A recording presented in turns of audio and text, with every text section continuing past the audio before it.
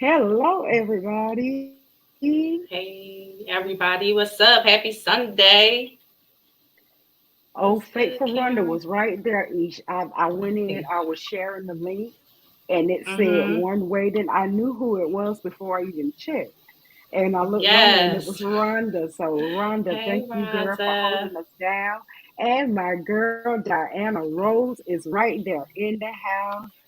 First of all, Diana, my condolences to you. She had a relative that passed away, but Oh, she still wanted to be right here with us at Uncensored Minds tonight because she said she had so much fun each last Sunday that she needed something to put a smile on her face. So, Diana, I oh. do hope that you find many smiles tonight on the show. Yes, ma'am. Our condolences. But welcome, everyone. Hey, Rhonda. Hey, Renee. Jen. Happy belated birthday, Mama. What's up, Brenda? I Diana. mean, Hi, oh man, Brenda. they coming in. Y'all, Yes, y'all know S what to Gang do. about to Share be in the the post. building.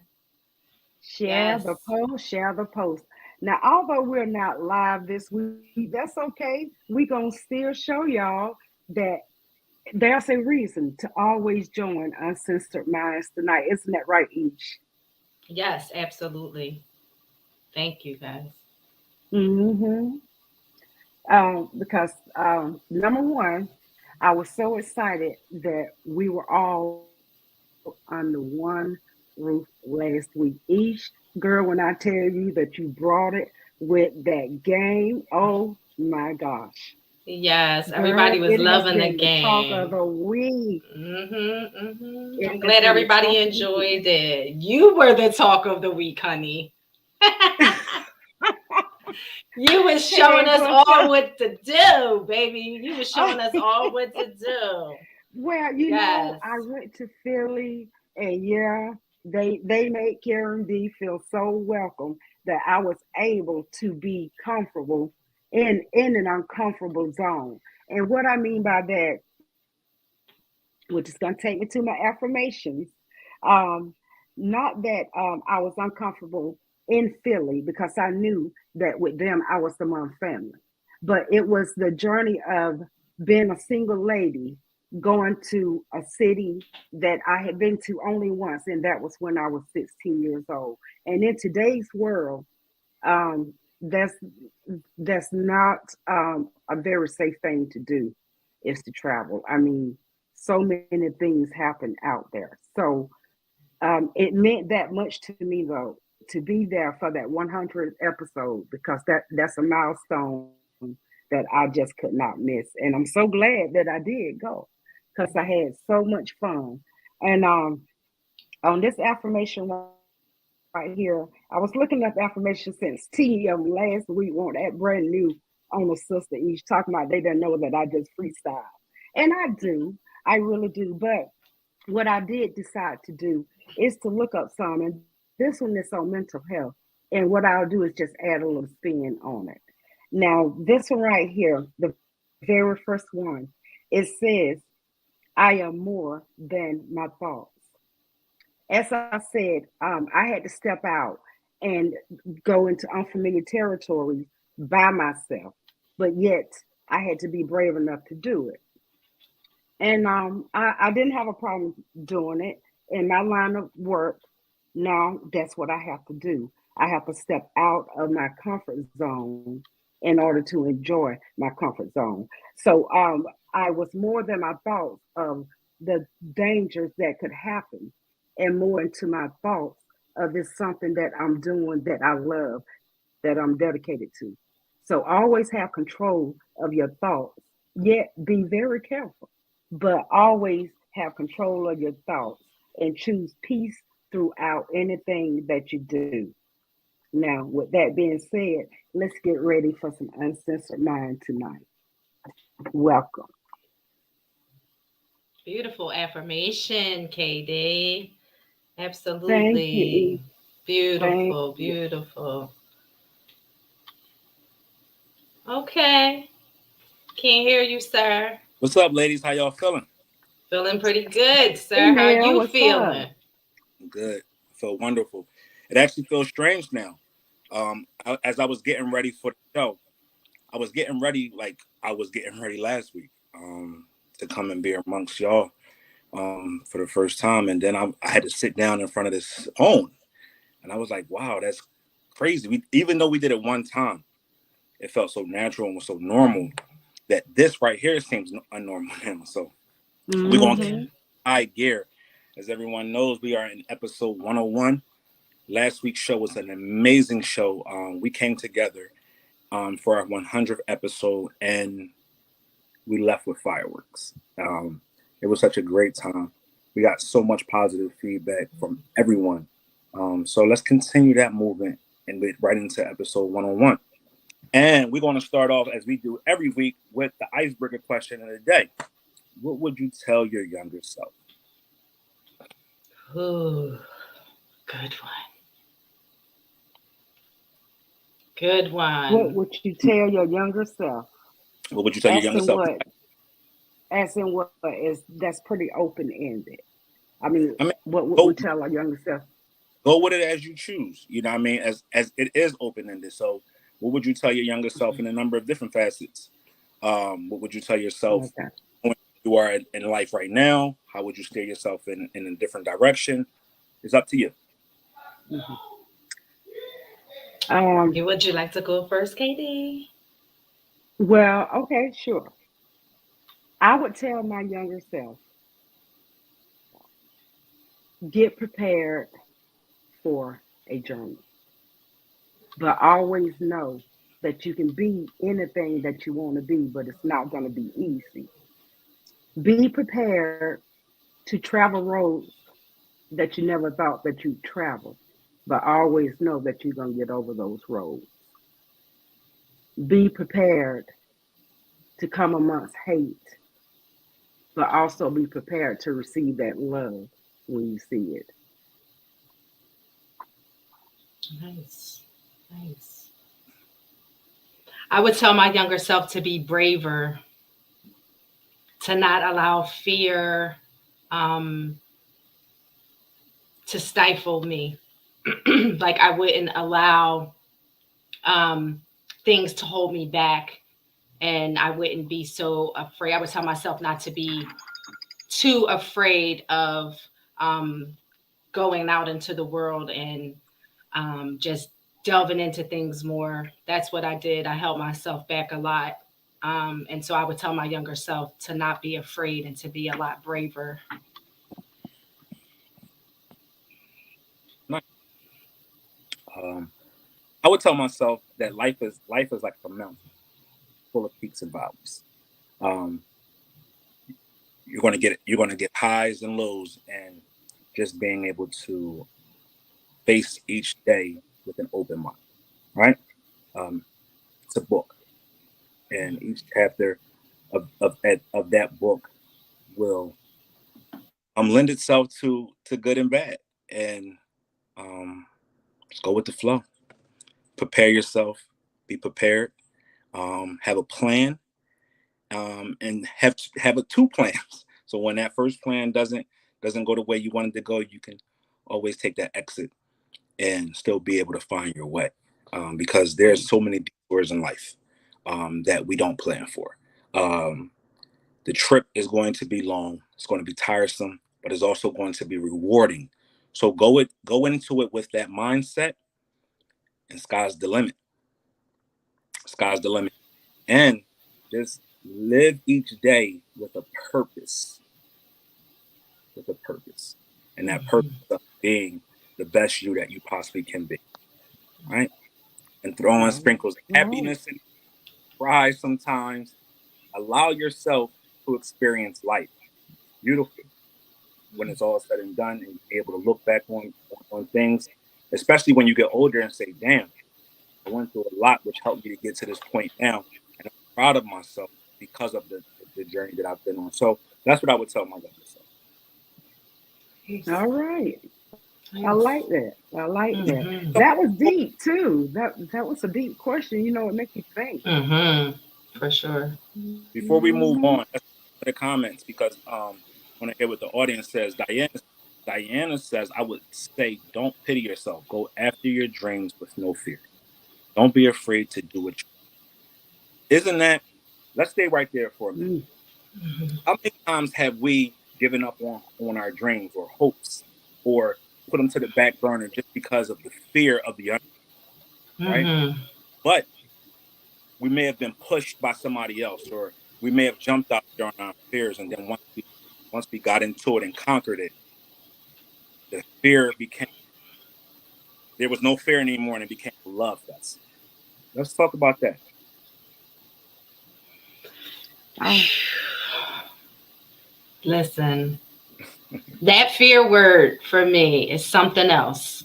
It wasn't until my older years where I didn't allow it to consume me so much. But in my younger years, it really, really held me back. And just breaking through and breaking free of being afraid is just like the most invigorating thing you could ever experience, because you could then see how you are bound by that fear. And so, once you get past that and you can just see how not allowing fear to control you will catapult you into another stratosphere, it's such a good feeling. Absolutely. What about you, KD? wow. Um, Yes. talk, talk about that a little. The same here. I'm so proud to see Diana put that up there, and I know exactly why she did that. When she first became an author, she was brand new, and her very first book got a bad review, and she was having some trouble with the editor and everything, and she was ready to give up. And I convinced her that she was able to do it without having anyone hold her hand. Yet she swear that I held her hand, but I didn't. She didn't need anybody to hold her hand. But I don't believe in pitying yourself, because if you pitying yourself, you're not going anywhere, baby. Because trust me, ain't nobody about to have any pity for you. And that's where that hard cover have to come in. That when you feel pity coming, you better not show that pity, but you better get up, as Nell said, and fight with everything that you have in you. And you have a dream, you never give up on it. Trust me. Um, I can't say much, but as y'all can see, I have this big smile on my face. And what I can say is this: I got a new script in my hands today. And anytime you get a new script in your hand, it's just like getting ready to birth another baby. So I'm excited about that, and that's my dream, to continue to act and not be afraid. Even though I'm going into different grounds, I'm still not afraid. I'm going after my dream. Absolutely. That's powerful right there. And there's as they say, it's power in words, but there's more power in actions. Once we Hmm. speak to our own existence, the power of actions allows us to quell those fears. Janine said, I'm scared of failing, so I don't take chances. Just think of the many of people who didn't take chances. We may not have some of the inventions that we have.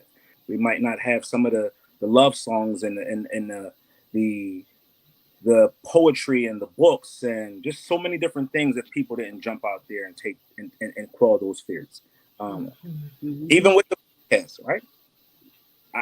Just to be truthful, every Sunday night at 8:45, I am a little nervous, right? Just because it's a new endeavor every Sunday. It's a new challenge every day.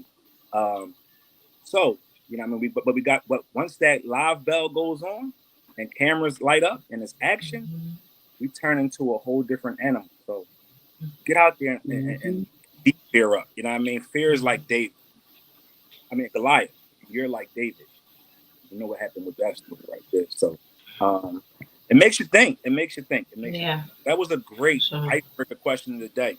I would implore you to go back on it and review it in your mind, because it definitely could take you different places, right? Before we move Hmm. to our next topic, which is going to be one of them ones, I want to take the time out to actually have everybody do me a big favor and put a cake up in the comments for me, please. One of our very own celebrated a birthday yesterday, and her name is Jennifer.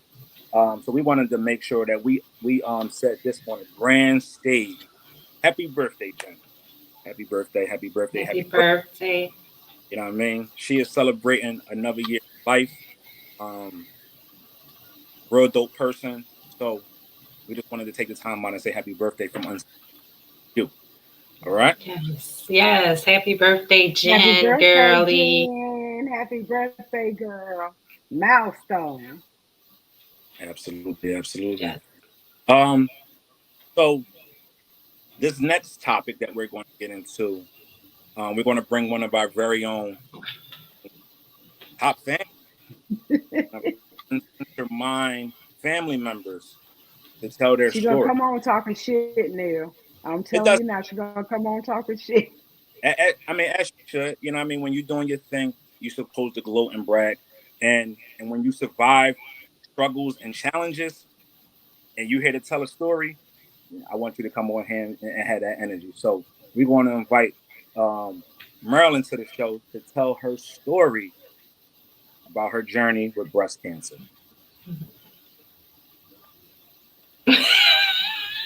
Hi, Oh, Marilyn. hi. Hi, Marilyn. But What's up, look at girl? Nell's face. I'm into this game. I gotta mute this. Hold on. Hi, y'all. Yeah. What's up, girl? Look, Hi. I can't even hate on you. I Welcome. mean, I just became Team Cowboy last week, Oh so no. I can't even hate on you. I can't. The wrong I'm a little salty though. I can't lie. went the wrong side of the street, Karen. I knew I should have gripped you I up when you see were I there, did, dang it. But but no. for my daddy, I had to do it.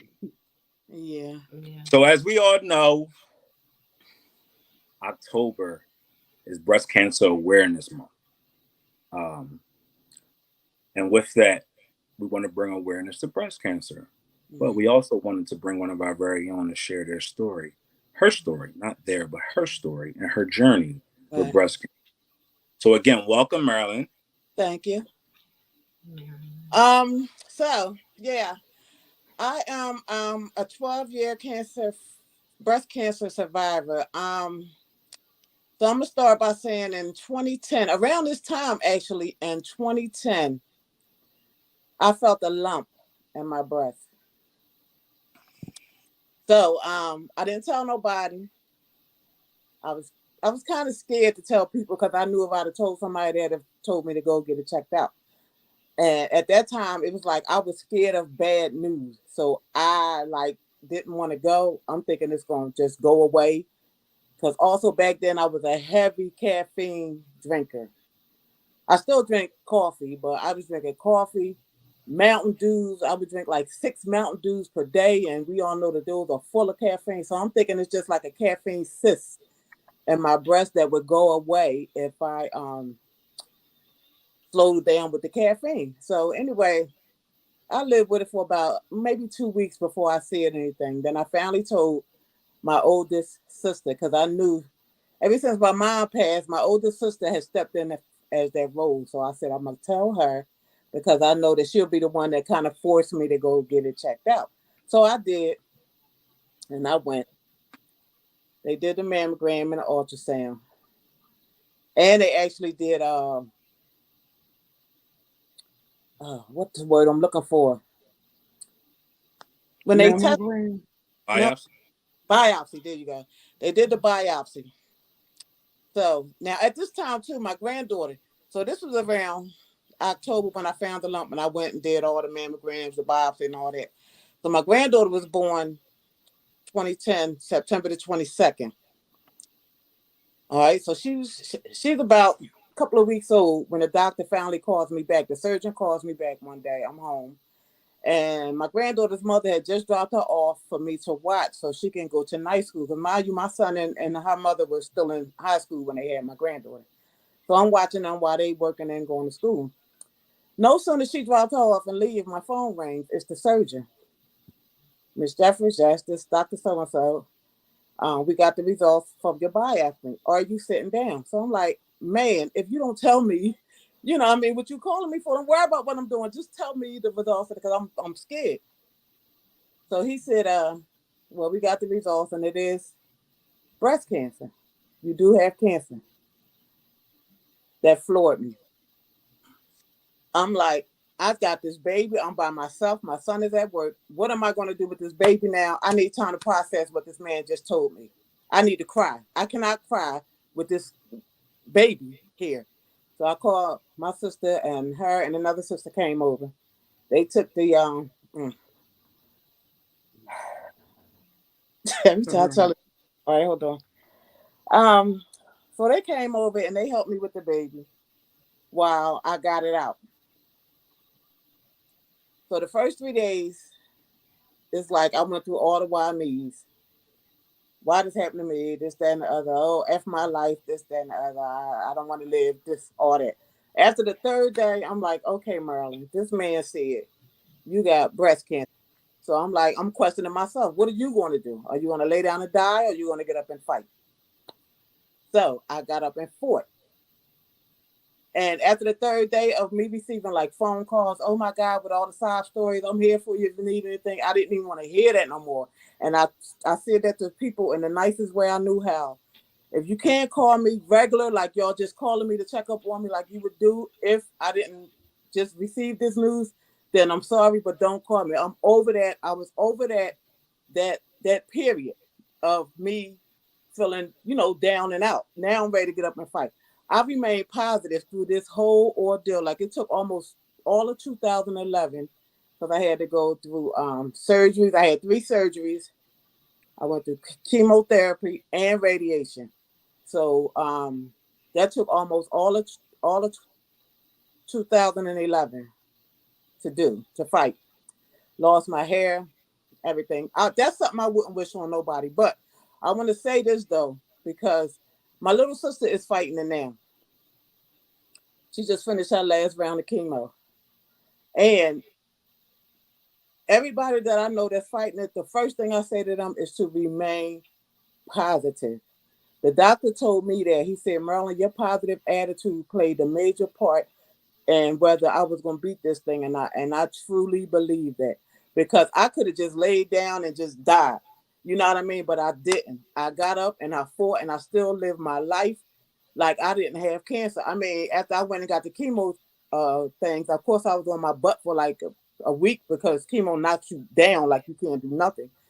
But on the weeks that I didn't have to have chemo, I was up and out like normal. And I was laughing and joking about it. I still laugh and joke about it at times, but I'm still here to do that. So, like I said, my advice to everybody, if you feel anything, don't wait because this is another thing I kind of beat myself up on. I was 42 when I got diagnosed. When I turned when I turned 40, I was supposed to go get a mammogram and I never did. So I feel as though I had that tumor when I was 40, but I didn't feel it. So during those 2 years, it grew to a size where I can actually feel it in my breast. So I'm saying that to say, go get your mammograms, do your self exams. Anything don't feel right, go get a check. Do not wait and hope that it will go away like I did. I'm wishing mine will go away. I'm hoping I'm just just laying back, not doing nothing, just hoping this thing will go away. But it don't work like that. Early detection, like y'all say, everybody preach early detection can save your tatas and your life. My tumor was big as a golf ball. The doctors thought for sure that the cancer had spread. They took out 19 lymph nodes from my arm because they just knew, as big as my tumor was, they knew that it spread somewhere, and it didn't. It was confined to that one breast. So they were shocked because you know what I mean? So it's like, and that's why he tells me, he's like, your positive attitude, like just stay positive. Because that right there can go a long way positively. If you feel like, I'm saying that to say, if you feel like, okay, oh, I got cancer, it's nothing left for me to live for. My granddaughter, number one, was one of the main reasons that I got up and fought, because she was just born. And I'm like, I got to be here to watch this little girl grow up. She's 12 years old now. That's why I love her to death, because we got those things. And she's 12 years old. I'm 12 years cancer free. So that is my heart right there. You understand? So yeah, but I don't know. I just say that to say, know your body. If you feel anything, go get a check. Right now, at this point in time, ever since I went through that whole ordeal, I do not play around with my body. If I got a little pain or anything ain't right, I'm in that emergency room. I don't play. I know they probably know me by name when I walk in there. I'm serious, because I don't Better play. safe than sorry. Yeah, it's better safe than sorry, and better early detection of anything. I'm just saying breast cancer because that's what I went through. But anything can be wrong with your body if you notice that. Because everybody say you know your body, which is true. You know your body, so you know when something is not right. So if you prolong going to get that checked out, then whatever that is that's wrong can be getting worse. You know what I mean? If you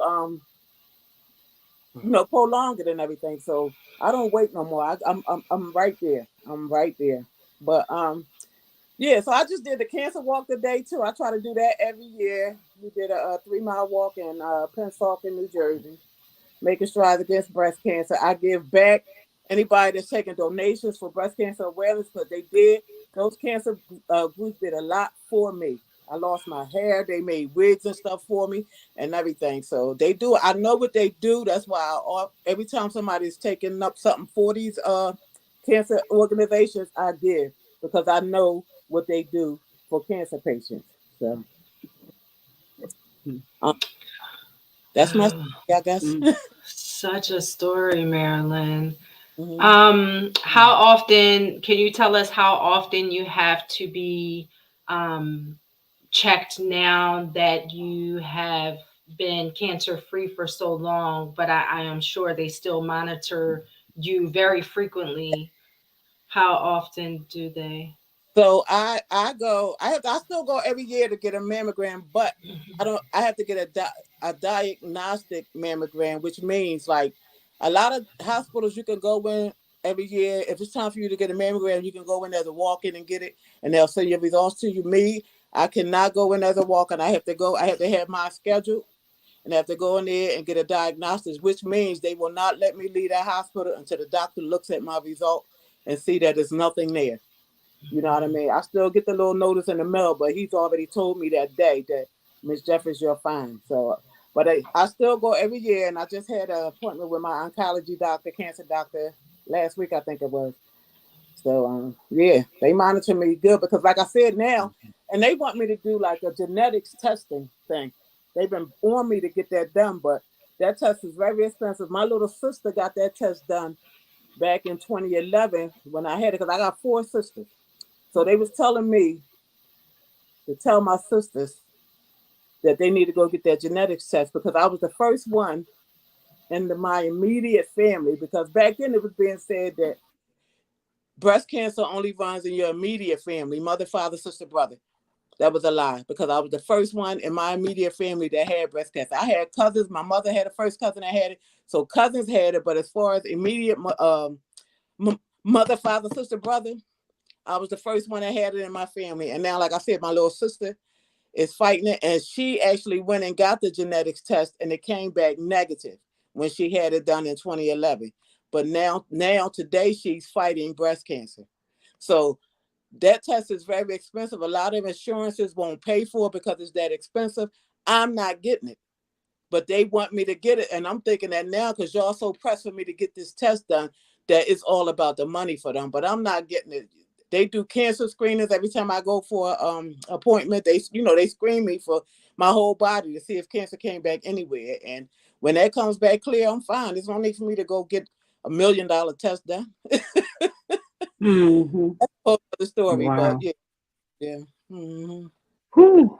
Marilyn, God do things in mysterious ways. Mm-hmm.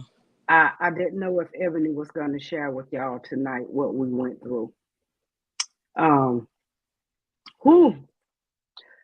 Wednesday, she gave me the news of what she found.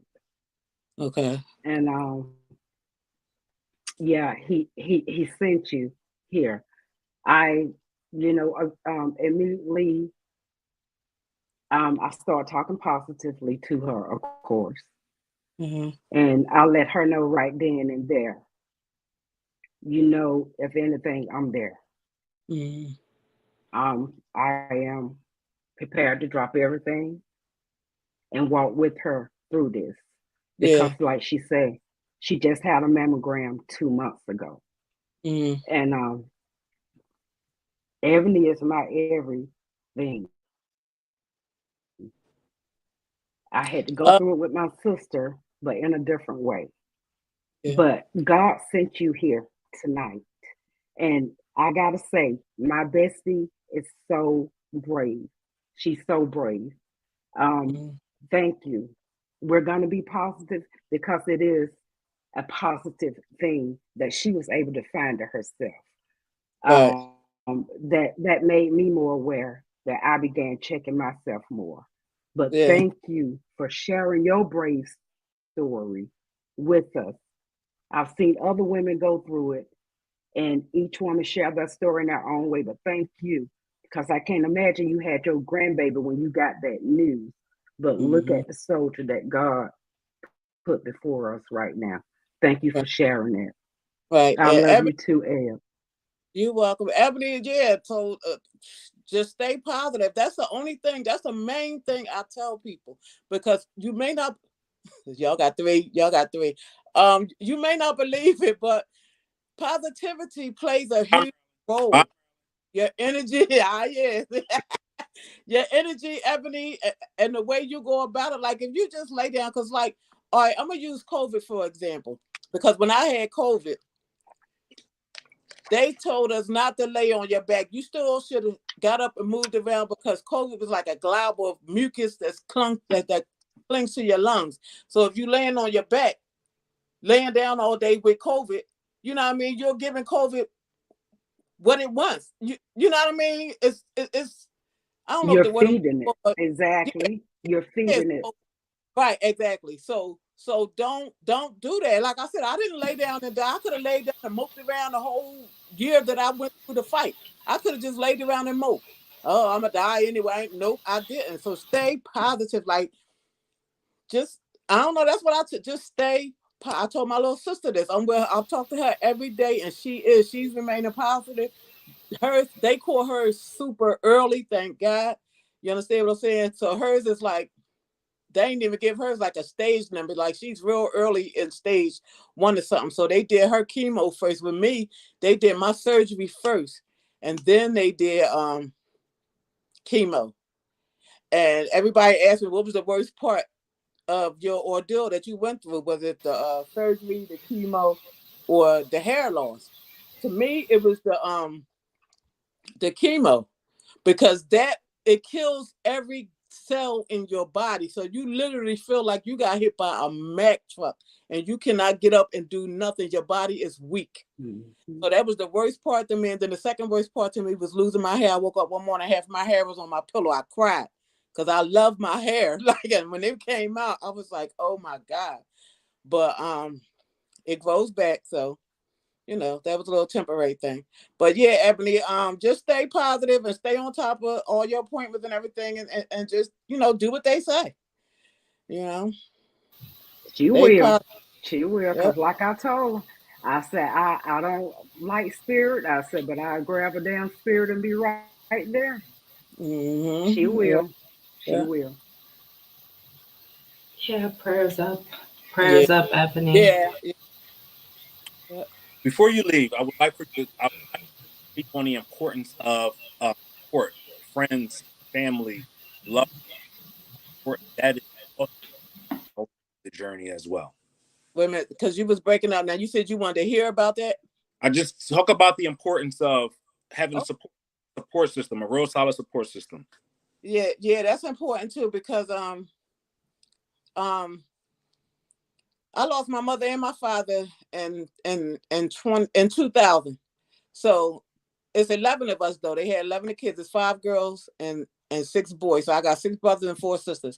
So they was all there for me when I had the surgery. All of them was there. for the surgery and everything. When they released me from the hospital, I stayed because I had my own house at that time. And it was just me and my son there, but he wasn't there. I couldn't go home because so I stayed with my sister. They was there. They would bring me lunch, my brothers and everything. So that support system is very important too, because if you don't have a support system, it's very easy to feel alone and that you're fighting that fight by yourself. And that's not I don't know, but I can only imagine that that's not a good feeling. You know what I mean? But knowing that you got people around you that's supporting you and that's loving you and that's helping you get through this, that's a big deal. A big deal. So yeah, and that's important too though.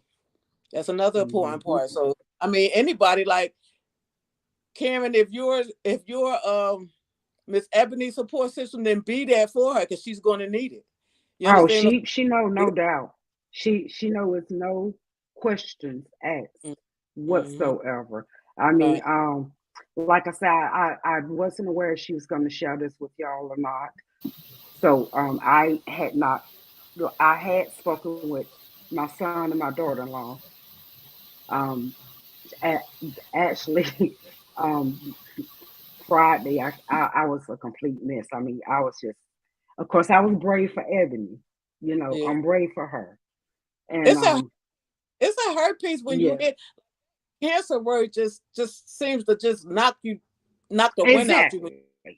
You know what I mean? So it is a hurt Yeah, piece, but the wind back and you just put your gloves on and go toe to toe. exactly. And that's Exactly. the I gave. You know, Go ahead. as I told them, they know in 2012 I went through that with my sister, but a totally different one. She Mm-hmm. was my only sister. So you know, I just had that flashback to that number one. But like I say, you know, Ebony know without a doubt that I Mm-hmm. will walk every step with her. And Right. if it comes with the very slight chance, and we're not even claiming this, that she had to lose one strand of that beautiful hair, mine is going right along with her. As I said, I will walk every step with her, and I will Yeah. be in Florida on Florida ground. Mm-hmm. Mm-hmm. Yeah. It's a fight though, because like I said, I told people the way I use it is like how, and I'm pretty sure everybody watched. I'm gonna just say this, and then but I'm sure everybody watched all the Rocky movies, and in every Rocky movie, Rocky winds up getting his behind whipped until the last fight, and then he comes out the winner. So that's how I felt. Like doing all the chemos and all the surgeries, the radiation, all that. That was me getting my behind whipped the first couple of rounds of this fight. But that last round, I got up and knocked cancer on his ass.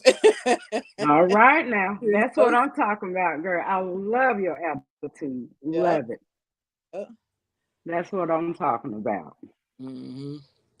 And you know, that's the scary thought, even for all of us, whether we vocalize it or not. That's Mm-hmm. a thought. And even men, you know, it's very few of them that get it, but men also have that fear. But for us as women, that's a fear that we have. Right. Um, and I've seen a great friend of mine. She went through it. Another great friend of mine, same like you, they kicked cancers behind. I love that positive That's attitude. And I, you're right, listen. it takes positivity. I wouldn't wish that on my worst enemy because that is something to have to go through, and that's something I wouldn't wish on my worst enemy. I'm telling you, to have to go through that, and it's hurting me to see my little sister. She's the baby of the family. It's hurting me to have to see her go through that now, but she's gonna get through it because she got the same support system I had. So That's right. we're gonna beat it again. Yeah. Thank you for sharing your bravery, girl. Like I said, God put you where you need to be when you need to be there. Yeah, I love telling my story, child. I don't hide it. A lot of people feel like they're ashamed, but no, I tell my story every chance I get because I'm here to tell it. You understand what I'm saying? I'm Hmm. able to tell it. So, yeah. Right. So thank you Wow. for sharing your story. You Such know? such a positive force for all of those that that are going through this, but also for those that are on the fence about getting checked, go get checked. Yeah, Down definitely. that we heard throughout this whole thing, staying strong, but more importantly, going to get. Mhm. Um, one last thing I know that you can attest to is Jane said you love the sound of that bell ringing. Oh yeah. Oh yeah. Yep. At the end of your last treatment, Mhm. to ring that bell, like no more chemo, no more radiation, like no more none of this.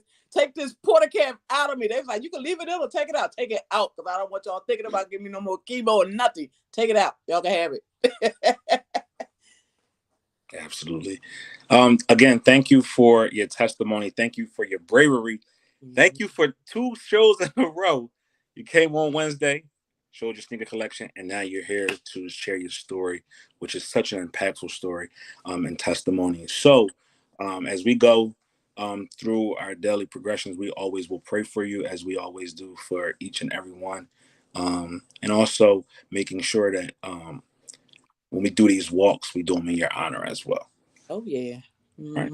Mhm. Any Mhm. last word from the panel to Ms. Marilyn? I'm gonna get a shirt that next week that say But "Bye, Marilyn." You ain't had to tell me the look. score. Six, oh, 6, So you know, Marilyn, I have to say that this is as close as I've gotten to meeting you in person. But I can Mhm. tell you now, girlfriend, I love, love, love your vibe, and I know I can hang with you. Yeah. Love it, and thank you again. Thank I, you for sharing your story, like, girl. yeah. Thank you. I love you. I like you too, honey. Your bye, vibe Marilyn. is Bye, great. Marilyn. Elle, Bye, But it don't bye. have to Let be the that. blanket down. We look at What you say? Nell. I told you she was gonna come on here talking junk. What I you say? told you she would. no The, blanket down. Put the oh, blanket. I'm wrapped in my egos. What? No, no. She's Thank you. earned that. She's earned it, Nell. We Her, gonna give her it to team her. showed up for tonight, and they playing balls out for us. So We kicking your ass. shout Okay? out to Maryland, also the Philadelphia Eagles for having a tremendous season so far. Thank you again for coming on. We'll see you soon. Yo, that was powerful. That was Hmm. powerful. It was such a powerful testimony. Not only was it a powerful testimony, but it's helping somebody else that's going through it at this very moment to understand positivity is key. Early detection and getting checkups is vital. And also having a great support system around yourself is key. Um, Ebony, we all are in your corner.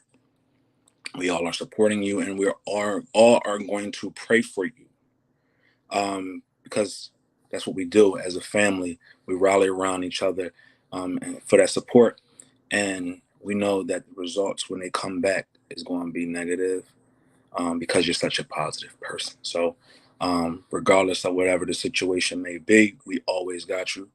We got your front, your back, and your side. So, continue to remain positive and stay strong. And then we always is here to support you. And it's beautiful to have a sister, a friend, a loved one such as KD that will drop everything and go right there and be right next to you with your journey. So that's what it takes: a real good, strong support system, incredible knowledge, and early detection. All those things is a part of the fight. Hmm. So it looks like Isha's getting her audio together a little bit. So it's me and KD for a little minute. KD, Okay. so Yeah. let's talk about something real quick before we get into our next topic, right? Talk Uh about huh. talk about how important last Sunday was for Uncensored Minds. What did that Oh mean my for you? gosh. What does this mean going forward? How excited are you? All that. Okay. Last Sunday was epic. As y'all can see, I let my curls loose. We all met for the first time, all four of us. Um, I mean, It was amazing. I have to say it was amazing. I had brunch with Ish. Um, she and I are I feel like our sister bond grew because we met in person and we got a chance to vibe in person. Um, T, Lord have mercy. T is like a brother to me. So, we just kept, it was like epic. I mean, epic. Me and Nell were the only one. Well, Nell was the only one who had met all of us at least once. And so it was epic. It was truly epic. It put me more at ease if that's possible. I mean, on Thursdays, we're all together anyway, literally. But it put me more at ease that we were all in one room and we just had so much fun. I mean, it was great. I loved it. Absolutely. It was definitely a vibe. From the time you touched down on Friday, all the way up to you boarding that plane. It just felt right. It was the family was together again, right? Mm-hmm. Felt you have Mm-hmm. a family gathering and it's just full of love, full of support, full of positivity, full of laughter, full of just all kinds.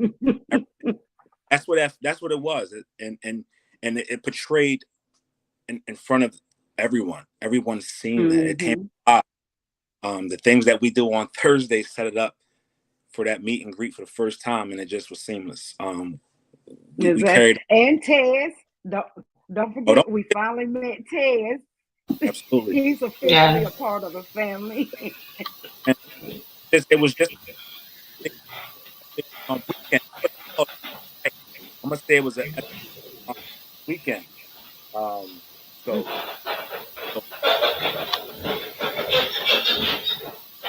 Somebody might, because I could barely hear you, Neil. I mean, you were going in and out. no, maybe they don't. Want to, I don't know. I don't know. Maybe the power of that dick. You know what I mean? Dick sent the 6700 over for me to get my audio together, right? So that leads us to How right into our next topic. Can you hear me, Kitty? I can now. When Can you Ish hear mute me? herself, I can hear you. Must be something in Ish's. Yeah, I can hear you perfectly now. All right. So, how would you feel if you had a baby by someone, it didn't work out, y'all went y'all separate ways, and you went to child support court, and How the would I feel? Okay. mhm. child support judgment was $6,700 a month. Do you think that would be Mm-hmm. enough for you to raise your child in the environment that you came from? Now, let's go back a little bit, right? Let's paint the scene Mm-hmm. for them.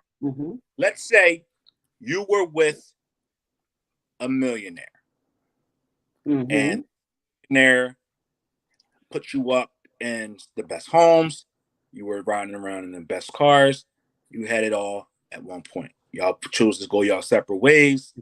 You took the baby with you. He continued with his millions. But the child support attorneys or judge granted you $6,700 a month. What Mm-hmm. would be? Well, now I'm gonna be quite honest. Me being the type of person that I am would want to prove a point that I can make it off of anything. But most women, I would have to say, given that they are a millionaire and they have become accustomed to living that way, yeah, then they would say it's unfair. I mean, when you look at it, you could say Wait a that minute. it is unfair because Wait a minute. Wait a goddamn minute. Whoa, Wait whoa, a damn the minute. prophet. whoa. What's up, everybody? How's everybody doing? What's up, Nell? What's up, KD? Dude, what it do? How's Well, everybody doing? yes, prophet. Okay, what is wrong with that, T? Tell me what's wrong with that. See, he KD, coming what is in with wrong shit with that already, y'all. is that she's from the projects, first and foremost. So But she's he not took her up accustomed. out the prophet. Wait a but he minute, had taken Katie. her up out the Wait a project. minute, Katie. I don't give a fuck where you take me at. I'm still from the hood. Okay, and that's good and fine, but it's not for her. It's for the baby. Wait a He minute, had Katie. a life. Wait a minute, Katie. If you chose to break off from him, this is no longer your lifestyle. You're giving up that lifestyle. But it's the baby's lifestyle. Well, But, check Wait this. a minute. Wait but the a baby minute. will have a I think lifestyle still. thing that's No. being lost in translation here is the child is now 26. This baby was conceived before the career, Right. before the millions came. So once the money, Okay. now the Okay, support. gotcha. Right. That's what I'm trying to get to, man. So they said, okay, you're over here. Okay. That's what I'm trying to get to. Don't act like she was brought up in this lifestyle, and don't act like this baby came in this lifestyle. No. Okay. So question. How old was he when 50 cents became more than 50 cents? I mean, He was in a the little kid, literal probably sense. like 6 or 7, something like that. Okay, freeze right there. Anybody who pay child support, if they change jobs, then they take them back to court and they reevaluate them according to their income. So technically, Katie, this if he is was what a I'm saying. millionaire, then he probably. Katie, this is what I'm saying. She never took him to court for child support. He chose to put himself on child support so she can just leave him the fuck alone. So he can always stand and say, I did what I'm supposed to do, and she can leave me the fuck alone. She never took him to court for child support. So therefore, she never took him back to child support to what you're saying to re-up and get more money. Got you. Okay. Well, hell. Yeah, you're right. Then for a project chick, that was more than enough. Because That's what I'm saying. that What's was up, more than everybody? enough. I got a question. What's up now? Is $6,700 not enough? If you do the math, that's $80,000 a year, right? That's not on top of your job. That's not on top of the income that you could be earning as well. That's income that's coming in that could be extra. So is $80,000 not enough? Listen, no. Oh yeah, it is. What I want to say to that is little niggas wilding. Not only is he wilding, both of them are wilding. The mother, if you after he put that out there, the mother said, "Yeah, blah blah blah blah blah." So I mean, what we're talking about is 50%. Stop crying over spoiled milk, because if she really felt that way, she could have at any time said, "Well, he's making more money now," and took him back to court and got it. Yeah, you're right. You're right. You're right. I was thinking that she had taken him to court at least once, but when you describe the type of chick that she is, not stereotyping, but when you describe the type of young lady that she is, then yeah, that was plenty. What's up, Ish? You good? All right, I don't know. Is that better? Yeah. Much better. I apologize for the technical difficulty. It was just not popping off today. I guess that was me talking shit about the Eagles winning. That was my karma that came back and got back at me. I apologize. So I do want to say that 6,700 is definitely enough, and I don't understand how you feel like you're entitled to his lifestyle. Like, why do you feel like I said, when you describe it that way, I do understand. But why take it out on his son? He just want to spend some time with his daddy. KD, I'm putting in the all entitlements tonight. I had a bad day. I didn't get my nap today. I'm putting the end to all entitlements tonight. Can't have a bad day. That's his child. See, he just want to spend time with his father. What is wrong with that? That's not. I mean, that really touched my heart that he's willing to pay. The child wrote, the young man wrote, he would give $6,700 for one day He's gonna give a whole month of his money just to spend one day with his daddy. I understand all that. So if that's the case, just come out your mouth and say, Dad, I want to spend some time with you. Yeah. Don't go on all these. Okay, y'all want to keep it real? Wait a minute, Katie. Y'all want to keep it real? Wait a minute, Katie, because you don't have all the stories. This okay. little nigga's been on 50,000 interviews, disrespecting his father at any given time he wants to. So if that's the case, just come out and say, I want to spend some time with you. That's all you got to do. You don't have to do all this spinning around farce and shit. Like, so he's just doing this for attention, in other words. Basically.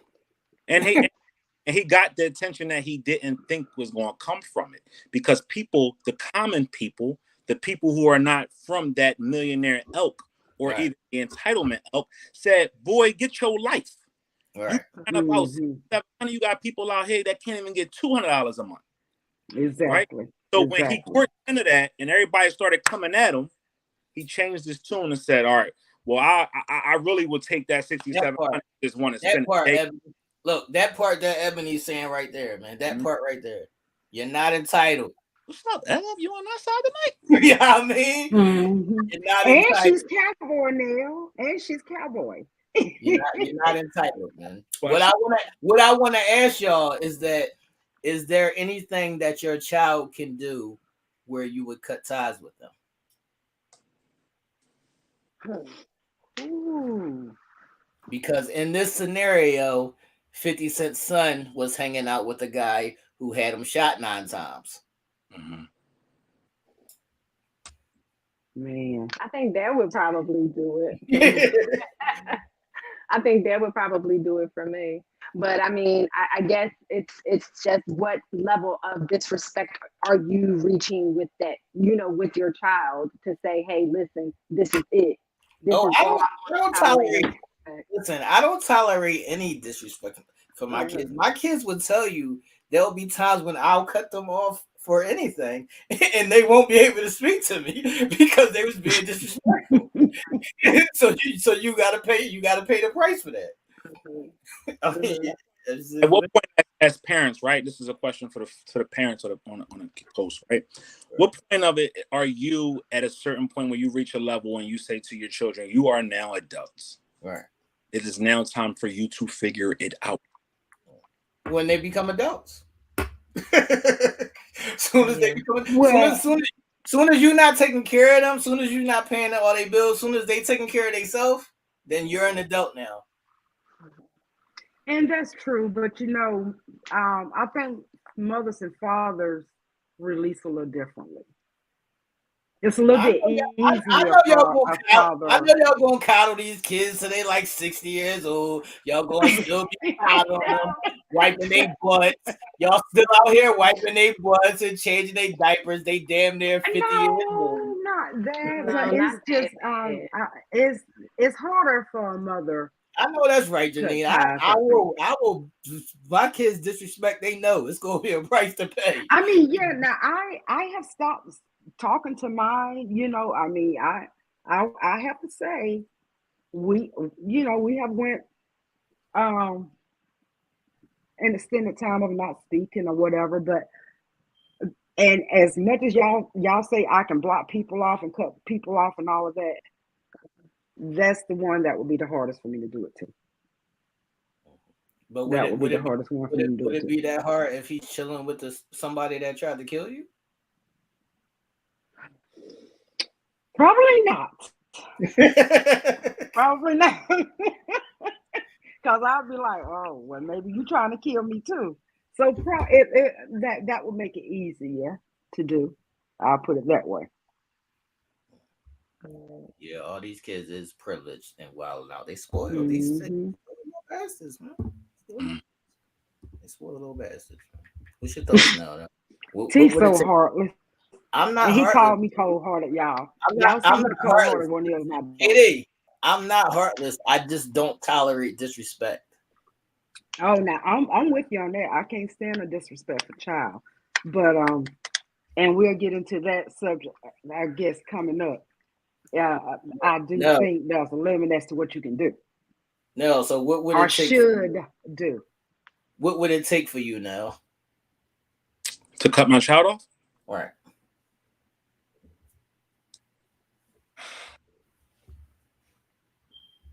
I know, like, you know, I mean, I can't fully answer that because I'm not a unquote parent.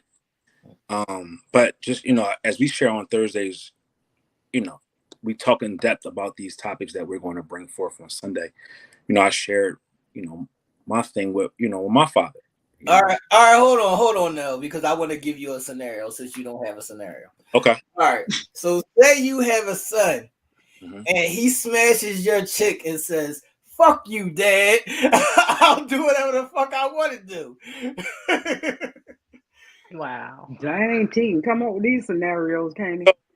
I mean, if he smashed my girl, it is what it is. But the moment you become disrespectful and tell me "fuck me" and all this is wild, you dig? Because that's not how you talk to your parents. We gotta respect our parents at the end of the day, regardless if they did something for us or not. They brought us into this. They gave us the opportunity to have life. So that's where the respect starts at for me. As I said before, I know what that looks like a little bit because of my dad, my stepdad, and all that whole situation. My stepdad actually helped me to become a real man.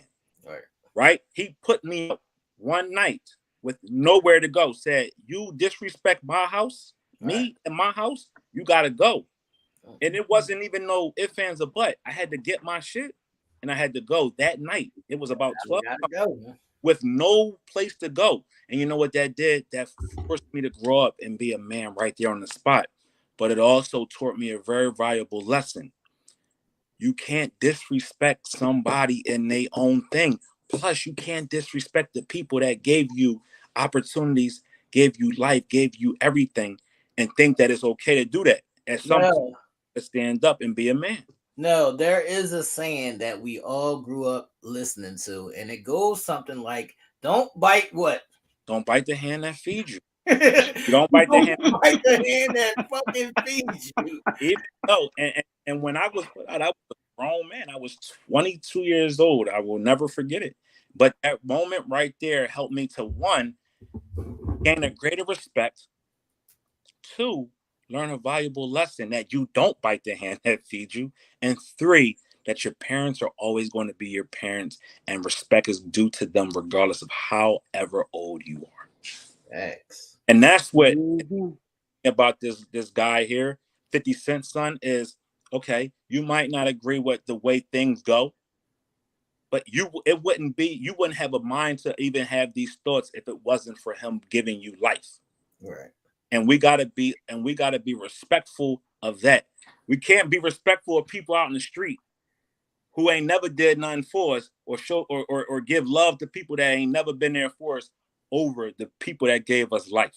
That's the most important thing. Y'all don't think that she's a big influence on how he treat his daddy? She is the number one influence on how he treats his daddy. So technically, it's not really his fault. It's her but fault. He's not. But KD, you can say that as he's like 12, 13. He's fucking 25 now. You can't keep using that as an excuse. You can't keep on saying, "Well, my mom is putting this in my head. My mom is putting this, and my mom is making me feel this way about you." You're 25 now. You're a whole grown man. You can't keep using that as an excuse. And the craziest shit about it is that 50 Cent and his son are both petty. They act just alike. They talk just alike. It's no way you wouldn't know that they are father and son. They probably would get along great if they weren't arguing right now. I mean, and you know what? I could feel his pain because all he ultimately wants to do is have a relationship with his father. But it's a way of going about it. And there's a way of going by handling that, right? At some point, you got to be the bigger person, right? Somebody's got to be the bigger person, whether it be the father and or the son. So if you want to forge this relationship as the son, there's a lot of things that you're going to have to just accept until you have that opportunity to talk and get all your stuff out there, right?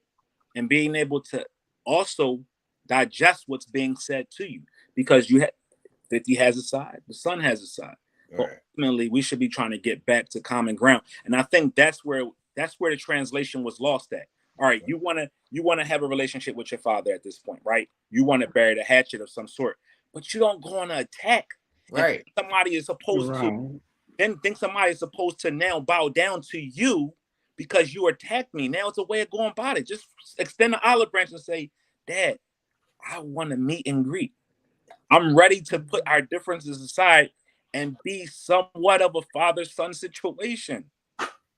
And that's how. But do we know that he has not tried that? Oh no. Yeah. Wait a minute now. I want to answer this question from Diana. So she's saying, if your parent made you feel less than, stupid and things, are you supposed to respect? Hell yeah, you're supposed to still respect that, Diane. It's been plenty of times when your parents called you a stupid ass or whatever. Hell yeah, you're supposed to still respect that. Now, I will say, back in our days and stuff, the way, you respect your parents regardless of what. Yeah. And like y'all said, kids are different, today. I mean, some of the stuff they got away with now, I'll be swallowing teeth still, just for sighing at my parents. So regardless of what they do, you should respect them because they're gonna be your parents. All right, Aisha, I want to ask you. So in this situation, good question. Who do you think should be the bigger person? I feel like 50 should be the bigger person. And here's why I say 50. I mean, obviously the son is the one with the burden. He carries the weight of his wrongdoing in his father's eyes, right? So we would think, and we could say that the son should, tone it down some, approach a little bit differently, and maybe 50 will be receptive to it, right? However, I feel like 50 being the father, 50 being the one who was hurt in this by his son, I feel like he should be the one to hold firm and stand with his son during this time and try to work through it.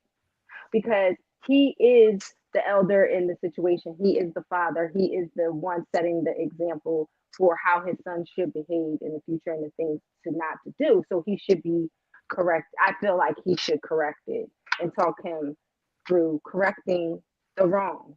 Right, but as the elder in this situation, being as though you were the one that got shot, that's a different ball game. That's a whole different ball game. Even being son. Even being son, that's a different ball game. Once you're the person who got shot, and then you're over there with the motherfucker that tried to kill me, it's a whole different ball game. It's new levels. Now I can see that. What if the son was trying to feel like he wasn't necessarily close to 50, but he was trying to I don't know, attach himself to those people to spite 50 in some kind of way. And then that action is damn near unforgivable. So then would it even be worth the son trying? Yeah, it's always worth the son trying, but the son has to apologize for that. He's never apologized for that. I take a different stance. Actually, I actually think that the burden is placed on 50 Cent. At the end of the day, he is still the parent, and as the parent, as we know, it's our responsibility to educate, love, because that's where our first lessons of love and education comes from our parents. And being here on this earth longer than our children, we experience trials and tribulations a little earlier and often, right? And conflict resolution started with us before it started with our children. And I would just take it as a sign of instead of looking at this as a rebellion, I would take it as a sign of a cry for help. He's crying out for my help and my attention. Right. I understand that cry for help, and I understand you being the parent and you're supposed to move first, but you got to understand that if I can't trust you, I might forgive you, and now you with the motherfuckers that tried to kill me, and now they got a chance to kill me again. So that's a different trust, man. I get all that, but again, who wins when either party is being petty, right? At some point, right. I'm not gonna go back and forth with you. I'm gonna let you crucify me in public, and private as well. But that's what I'm saying. You look, Nell, you know that 50 loves to play these petty games. He lives for this shit. Nobody wins in a situation like that. But that's what I'm saying. He ain't losing. In his eyes, I'm not losing. No matter what. No matter what, I'm not losing. You want to come talk to me? I don't need to come talk to you. Whether you being my son or not. I'm a firm believer in fucking up your blessings. All right. Right? He got a lot going on positive right now. Him not assuming the responsibility of his child, that's still his child, could ultimately affect blessings. And we don't, and hopefully it doesn't come to that. Hopefully this has a beautiful ending where next week we hear at least they had a sit down, or we see them in an Instagram video now trolling with each other in the video. We hope that's the case, because as you can see, the young man is crying out for attention and help from his father. That's what I'm saying. No, I'm not mad at none of that. All I'm saying is, nigga, you need to apologize first for that. Before we can have any conversations, you need to apologize for that. I agree. I had to, with my whole situation with my father, I apologized for something I didn't even know what I was apologizing. But I apologized to break the ice. Right. I apologized to open up the door just to say, can we embrace, can we have a relationship? Can we be dad and son? Can we be? And it was never no beat. I'm not even talking about my stepfather who put me out. Our relationship is great. I'm talking about my father, my blood, right? I apologized to him and said, I want to forge a relationship with you, regardless of whatever happened in the past, whatever. That's not my concern. That's not my business. It's about me and you at this point. And now we have a wonderful, great relationship. So both parties needs to drop the wall and come together. No, it's real simple though. So ladies, even if it's your man, right? If your man disrespects you, are you the first person to apologize? Are you the first person to give out the different? That's fucking different. I'm not going to keep different. A relationship is a relationship. There's no fucking differences. If you're the one who disrespected, you got to be the one to apologize first. Thank you, T. And now that I do agree, but you have to think that you have disrespected. What if in your eyes you have not disrespected? That's the thing. No, he knows that was disrespectful. Yeah, I think it was intentional. Yeah. Like it was intentional. Yeah, now I do agree with that part right there. And I mean, 50 is the father, but I do agree with that part. And I gotta stand with T on this one now. If you betray me like this, yeah, I can love your ass from afar if I have to. I can't. I can love your ass from afar real quick if I have to. I'm just not set up that way to allow a circumstance to divide me from the creation that I created. My creation. That's what I'm saying. No, I want 50s. I want 50 to talk to him. I need this nigga to apologize first. I get it. But I can't live with that energy, because at the end of the day, that's still my child. I don't want to see nothing happen to my child. I can't, because they hang with the wrong crowd, say, fuck him, he ain't shit, and he ain't going to be shit. Or I'm going to turn my back. I wouldn't do all of that. No, I mean cut off as far as not be as close. If I got to remove myself. I can't cut push come to shove and my child need me, then yeah, that's a totally different story. And the door to the possibility of getting close, because that's what I'm saying. No, I don't think 50 shut the door. I don't think 50 shut the door. I just think, nigga, you never fucking apologize. No. I'm just saying, as far as like, oh, if somebody betrayed me, I'm so ready to walk. No. Yeah, I'm not saying that. I can't. Yeah, I'm not saying that. It's not real life. Right. Yeah, I'm not saying You know what? My conscience lets me to believe every day that I wake up, I sinned already. Right? I'm imperfect already. God gave me the opportunity to see another day, even if I sinned the day before. So who am I to not give somebody else that opportunity to make amends? Who gives me that right to not give the opportunity to hear someone out? I'm not walking away from that. Because no, that's a slippery slope because you don't have kids yet. So I'm going to tell you that once you have kids, if you allow them that disrespect, they're going to keep disrespecting. Oh, no, I'm not out of disrespect because I'm going up against the mouth. You know me. I'm a punch you in your mouth. And if you arrest me Ben Gordon style, then this is what it is. But at the end of the day, I still cannot turn my back on my seed. It's just not in me. So now, how do you think, like, if he say wasn't after all of these years, didn't apologize, but you still made efforts, let's just say, to make amends, but he just didn't see his wrongdoing and didn't confront that and apologize or whatever. How would you still be able to, like, constantly be that force that would want to make amends, but he wouldn't? Yes. Because ultimately I only can control me. You got a big heart, sir. Right. That's because I think even after some point, some people might be like, listen, I've done all that I could do. And I've tried as hard as I could try. And you know what? That may be the case, right?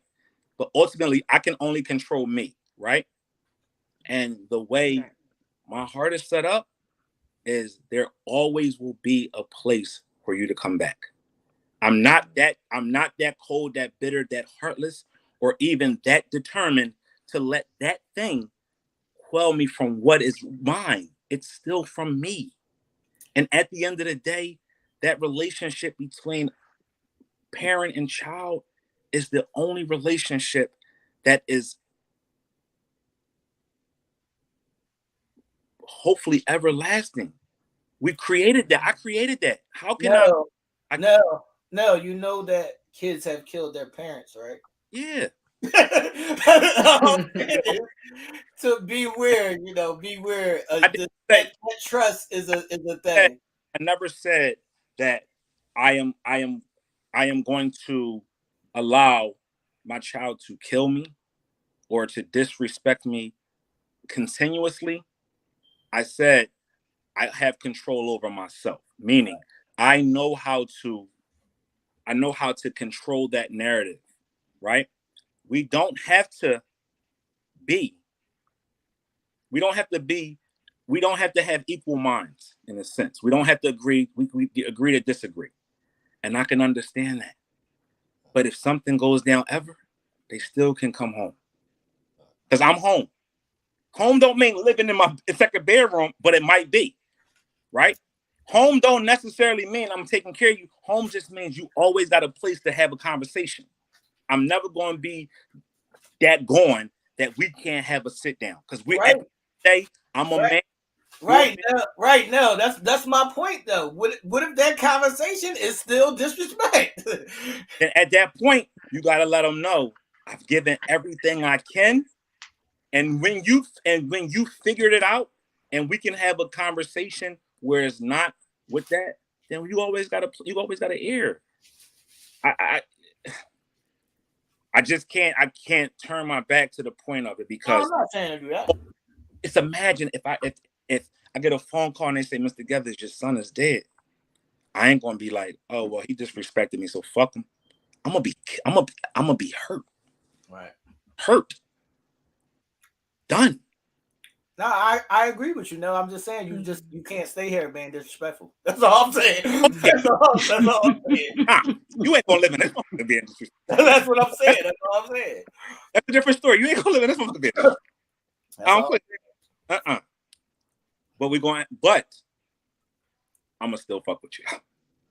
You know what I mean? I could visit you on the corner. Facts. All right, let's move on to the next shenanigans and kids going wild. Yo, why is it? It's Kids Week this week. You know what I mean? We had a bunch of kids or young people that's filling the entitlement role. And the next person that we're going to discuss is Fab and his stepdaughter. If you don't know who Fab is a rapper out of the Brooklyn, New York area, who is dating or was dating Emily. That's what I was about to say. Can we get some of the facts out of the way? Let's get the facts out the way. It's not his official stepdaughter because him and Emily were never married. Yeah. So Emily was never. I mean, Fab and Emily was never married. And he did take care of this girl as she was growing up. So what's going on is Fab has what do they have, a new daughter or something? Where's this new daughter? He has a one daughter, just turned 1 year old. How old? He said 3 years old. How old? No, I said 1. Oh, 1 year old. Okay. Mm-hmm. All right. So Fab has a new daughter. Who's this by? A new girl? No. Emily. This is their it's Journey. Her name is Journey. All right. So Fab has a new daughter with Emily, who they're no longer together. Him and Emily are no longer together. And Fab just posted a picture, with the daughter saying that I named you Journey because I wanted this for your life and this and this and that.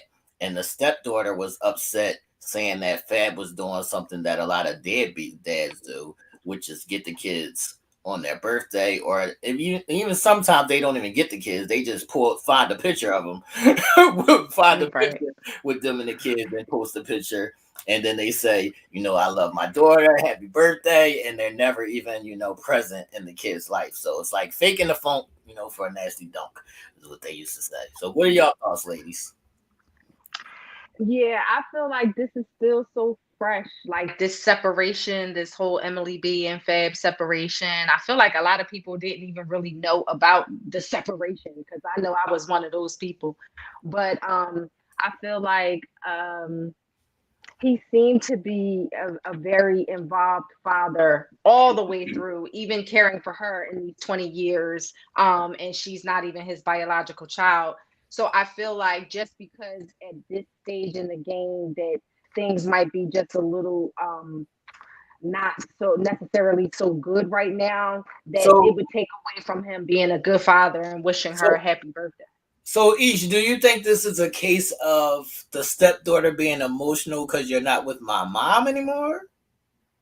It's kind of, sort of, and maybe going through her own emotional shit as well. Like, I just feel like he's never showed deadbeat in all of these years. He showed a lot of other things that men can be, stepping out on his relationship, whatever the case may be. But never, not once, did we really hear of him ever being like a deadbeat dad and not taking care of his children. And she's saying that he hasn't taken care of her in I guess in the year. Well, I'm sure financially he's provided, right. And just some other things. So some of the statements that were made were just seemed to be low blows more than anything else, more emotionally geared. And no, we don't know. It's all alleged, and we don't know necessarily all of the facts behind the story. But just us knowing him and growing up with them in a sense and living through their life through reality TV shows or whatever the case may be, we can kind of see that those remarks were kind of emotionally driven. So did Emily respond at all, or she said nothing? She's still in the wind. No, she's still in the wind. She's still quiet. So what are your thoughts, Katie? I think it's unfair, and I do think that it was done out of jealousy. Maybe he's not spoiling her as he used to, because now she's 20 plus. He has a different life. We don't know if there's children that were already there that maybe she feels threatened by. So I do think that she was just trying to make him look bad. I think he had every right to wish his daughter a happy birthday. And that post itself says a lot. I named you Journey. So he put a lot of love into that. That kind of love don't just go overnight. So that shows right there the type of love he has for his daughter. All right. So how do y'all ladies feel? And y'all ladies in the comments can chime in as well. How do y'all feel about the dads who do fake it and do the picture posts and they're not even, in the kids' lives? How do y'all feel about that? Hmm. Hmm, that's whack. Yeah, that's really corny though. But you know what? Yeah. A lot of people will put on a facade for social media, and so those type of people, you gotta just take it for what it's worth because they're trying to, you know, be something in the eyes of others that they can't necessarily be in reality, and therefore they're going to take any opportunity to do just that.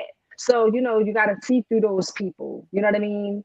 And if you can call them out, but most of the time it's out in the universe, so people are not necessarily going to know what's real and what's fake unless you know them.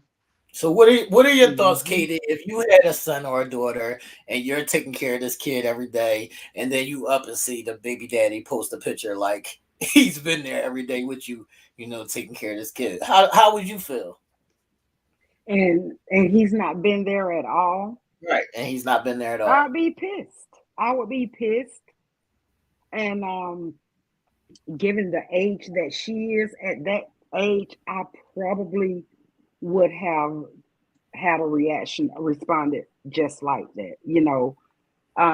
And trust me, I do not believe Fabulous is a deadbeat dad. I really do not. But if that were the case, I'd probably be pissed as well. I would. And is it the same as being a deadbeat dad as if Fab could have been on tour all year? Is that the same? No, If he's just sending money home and he's not there, is that the same? no, because he's out making a living taking care of that child. No, it's not. Absolutely not. All right, no. So we've grown up on Fabulous. you know, what are your thoughts on this whole situation? Well, just even a little bit more background is stepdaughter. Her name is Tiana. Actually, is was dating um the rapper G Herbo. She has two children by G Herbo, and recent reports just came out that they have broken up as well. So maybe she's a little hurt. Maybe she's Mel hurt and wants to Mel bash, and the first person that she could think of is, oh, my mom's ain't with him no more. I'm not with my guy no more. The first thing I can do is say this, right? Because Hmm. I'm a little hurt because my relationship ain't at its best or ain't work out right now, whatever.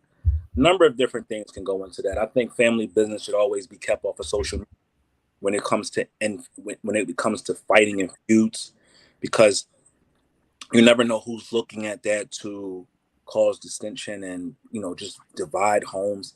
Because let's say Emily and Fab tried to work it out. Right. Now you got the whole world in your business, and it ain't might not even. Hmm. I applaud Emily for not taking the bait Right. and being a quote unquote grown woman and letting that just be what that was. Right. Children or our support systems, I should say. They ride for All us. right, all right, hold on. I want to stay right there now. So, if you're Fab, would you want Emily to say something? Would you want Emily to stand up for you? See, that's the thing. It's a slippery slope because again, now what that's doing is putting more things out there in the world. Now, Emily's stepping to her own daughter. Now that creates a divide because now when Emily posts something or her daughter posts something, people going to be in her daughter comments like, "Damn, your mom ain't even stand up for you," or "Your mom." It's weird. So the best thing to do is let that is just stay styling on that and let them people beat them.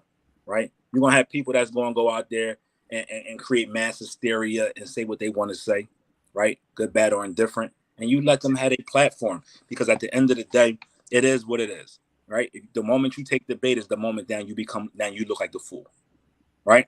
So at the end of the day, I appreciated him staying silent. I appreciated Emily staying silent, and they handled that how they wanted to handle it. As we can see, we all knew Fab has been a great father because he always has his sons. He's raised his sons. His sons go everywhere with him. He whatever. So it just lets me know he's not just a birthday dad. Right. And how come when everything is going right and everything seems to be going well, we hear nothing? All right, I'm glad you said that because there was something else in that post that she was saying. She was saying that you keep your sons around because you can manipulate them. So, what do you feel about that whole little process? I think it's just female. I mean, and this is not no slight at females. Please don't take this. I just think it's an emotional state, right? Because we can be emotional. You never know what the situation, the conversation was prior to this. She could have had an argument with her baby father, and now she sees something, and now she feels the need to jump out there because we never heard them speak before on these lines, right? And then the next day she goes on live, trying to spark it up again. Emily kind of quieted down, spoke about other things, so that lets me know that she was just in her feelings. Right? And we haven't heard anything else about that. So, as sometimes we can be over emotional, we can allow our emotions to spill over into real life and create unnecessary dramas that could just be discussed. And even if he is that, I mean, why does the world have to know that? Right. Why do we have to tell our business to everybody? So now the world is in our homes, in our problems the same way that, we could be handling our problems together. So it was just more of an emotional rant at the time. That's what I was about to say. So Nell, can we chalk this one off as ladies being emotional? We're going to chalk this off. Now let's look at immature. Like I said, she did play some emotions in it. We're going to chalk this off to entitled kids being entitled kids. No pandering. They're the ladies because the lady in the situation, Emily, the mom, remained silent. Facts. She realized I am going up against my daughter, my children's father, my home, with the public. Right. Somebody's got to remain mature and realize, let's quiet down. Enough's enough. We got emotional. All right, now it's time to rein it back in and become a family. We can handle this behind closed doors. You can say whatever you want to say and home and whatever, but when it started to get into the public, that's when a real mature woman steps up and she handles her business. Shout out to Emily for doing that. Kudos to you, Emily. Amen. You scored the basket for y'all. Y'all still down. Look, Aisha, y'all still down 30, but Emily scored the basket for y'all. Look, Emily scored the basket for y'all. Yeah, she did. Because you notice, through none of their differences, she never runs to social media with no subs, no subliminals, nothing. She always handles herself very ladylike as far as that goes, and she never takes to social media to air out anything, even when she totally could. Right. But you know what I mean? But you know what though? It's a telltale sign of what maturity looks like, right? We all have states, but what do running the social media going to do for at the bottom line? Who is it going to benefit? It benefits the naysayers. It benefits the peanut gallery. It never benefits the ones who need to be benefited from. So you know what? We're running social media for what? To get a couple likes and a couple, hey, girl, you ride, or fuck that nigga, he ain't shit. But at the end of the day, you still got your feelings are still caught up in those situations. You still got to deal with that situation each and every day. So why do it? Why put yourself in the position to even have to go through that when you can just handle it the mature way? Shout outs to Ebony. I mean, not Ebony. What's her name? Yeah, Emily. I'm shouting Emily. out Emily. I got Eb on my mind, but shout out to Emily. For definitely holding up her making sure her home, was drama free from the public. All right, before we go, and you know what? They still gonna be together. Diane said, they still gonna be together. Before we go on to the next thing, it's allegedly that they're not. We don't know. Who knows? Alleged. We got to use that word. Who knows? But it's alleged, that they're not together at this point. But as somebody else said, look, as somebody else said earlier, this has been an on again, off again relationship for years now. So who knows? Who knows? Exactly. Who knows? Like I said, she was just probably mad that he hadn't bought her something that she specifically wanted or something, you Not know? mad, not mad over the buying a gift. Shit. I don't think she mad at that. I mean, you like I said, you know, she's just like a daughter to him, you know. Right. And like you said, it was an emotional thing that an immature person would do, but especially a young lady who's, you know, mad because I didn't get what I want, and then I didn't realize that she was having problems of her own. So you're right, That's she was what I was bitter gonna say. about her shit, so That's what I she was just want to make saying. somebody else look bad. She got her own baby daddy. Yeah, Go ask your baby daddy. You ain't gotta ask family more. Go ask your own baby right. daddy. I Daddy. agree. I agree. Yep. Oh, well, Baby Janina daddy. said she knows them personally and they're still together. Yeah, they still together. They ain't going nowhere. All right. They got 20 years in. That's a long time to just walk easily go Yeah, a through. very long time. Ish, do you have the details on this shit that Katie's about to throw this nigga under under the jail? The bus. Oh who, my has, God. who has the details on that? Ben Gordon. Ben Gordon, right? Yeah. So, according to the witnesses in an airport, and excuse me, I don't know which airport he was in, but New according to a York, I witness, believe. New York, LaGuardia, was it? Hmm? I think it was LaGuardia. Okay.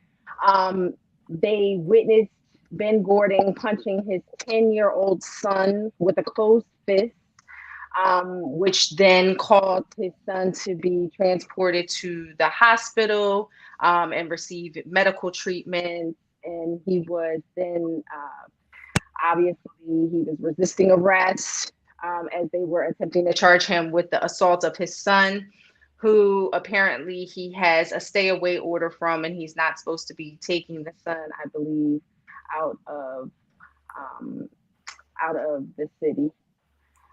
And so therefore he was arrested on those things and Right. charged with, I believe Katie said 9 counts, right? Simple assault, recklessly endangering another person, simple assault, aggravated assault. Yeah. And then he was also picked up on a 2020 arrest warrant for robbery, I believe, a few hours after this incident. And so the question is public chastising of your children a good thing, bad thing? How far will you go? Okay. Before we get into this, Nell, can you address the people in the chat and tell them what we do not like and allow about the score in the game while we're talking? Can you tell them to please not post the score in the chat? We do not like or allow that over here. I'm mom. Please don't do that, people. But what's the question again, Ish? Well, no, I mean, I guess it could be, discussed whether or not, public chastising and publicly hitting your children, is it doable? Like, do you wait to get home to chastise them and reprimand them? Do you just sock them straight out in the airport? And I will say sometimes, just like anything else, you get men get caught up in emotions as well, and it's a reaction. So it could be a quick reaction. I think a man or a woman with their child has those quick reactions, like where you just reach out and pop the little motherfucker because they got out of line, and you don't think about it in that sense all the time. Like, well, I'm in public, I'm gonna wait till we get home to address this. It's like, no, I just popped the little motherfucker right here. So sometimes it's a spur of the moment thing. Sometimes it's a spur of the moment. So the question is not, is that okay? Because I don't think it's a problem with that. The question is the level of the force. I think the question is the level of the force that you hit the child with. I don't think that's a drug. Can that be controlled though? Can that be controlled? Like if a child is being disrespectful, like it should be. Just smack off and fly off and smack them. Like, are you going to be able to control how hard you do that? Yeah, because if it's my child, I'm not going to have a closed fist. Like I could pop you without having a closed fist if it's my child. So I think you can or you should be able to control that level of force, even in the spur of the moment, if that's your child. Yeah. See, I feel like, and that's probably me and how angry I get. I feel like that I might not have a certain control. And so therefore I would never want to do it out in public, because at least at home I can be like, oh, wait a minute, hold up. You just took it a tad bit So too far. can you still carry that same anger though? Like if it take us like 2 hours to get home, I don't even want to hit you down. Like Yeah, because I probably rehash it and relive it and bring the anger back so that way they can get the effect of what the hell I was trying to say when I couldn't really get it out all the way, you know? I don't know. So Katie, do you think you can control the level of force in the spur of the moment if it's your child? I would have to say You know you pistol whipping. no. I would have to say no, because there have been times, and it's easy to sit back when you see someone else do it to their own child to be critical. But when put in that situation, I have to say I have been put in that situation a couple of times. So I just And want to put this on record that y'all fuck these kids up. You and Ish fuck these kids up. But in the privacy of our home, in the privacy of our home, now I have got his butt out in public, but I didn't punch him in the face. That's too far. Yeah, that's That's too too much. far. I don't And think I 10, ever only 10. Mm-hmm. That's too far, too much. Why are you saying only 10 like it's They 5? had to take the child to the hospital. Come on, that's a bully. KD, but you're saying only 10 like it's a 5-year-old. It's a 10-year-old. 10-year-olds be big as shit these days. Okay, but get him some other kind of way, not punch him in the face. That's what I'm saying. In the spur of the moment, you don't know. You just reacting. well, okay, like you said, yeah. You can react and slap. So therefore you got time to think about to keep your fist on ball. He was That's being what an I'm asshole, a jerk. that's what I'm saying, Katie. In those moments, that's how I told you. Like I don't like to argue. So once I reach a point, I'm gonna just reach out and pop you. So like Yeah, but you wouldn't do it with your fist. right. This Look at this. dude was just being a jerk. But look at us. Her son was 9. He ran up on her. That's what I'm saying. What did she do? She pulled the scream, "Oh, you 9 years old? Let me come on. We hear 10 and 9 and all this, and we think I don't like y'all throwing that abuse word out because we don't know the severity of Yeah. this.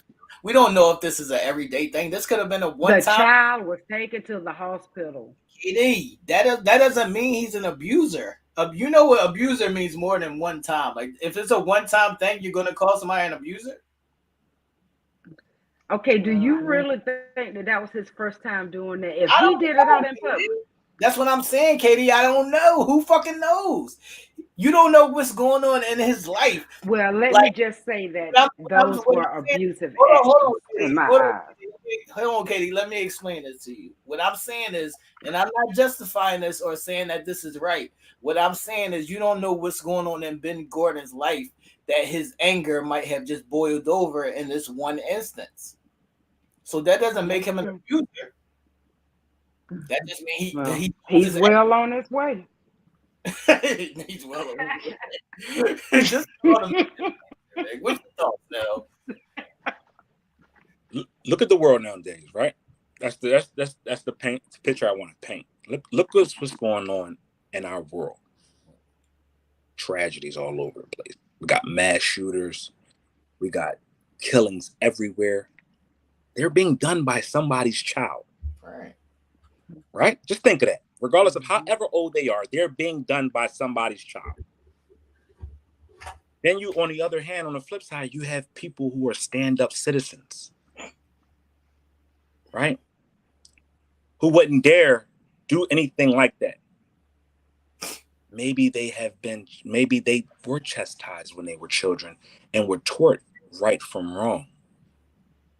Far too often when something happens, somebody gets shot and somebody is the shooter, we say, where's the parents? Right.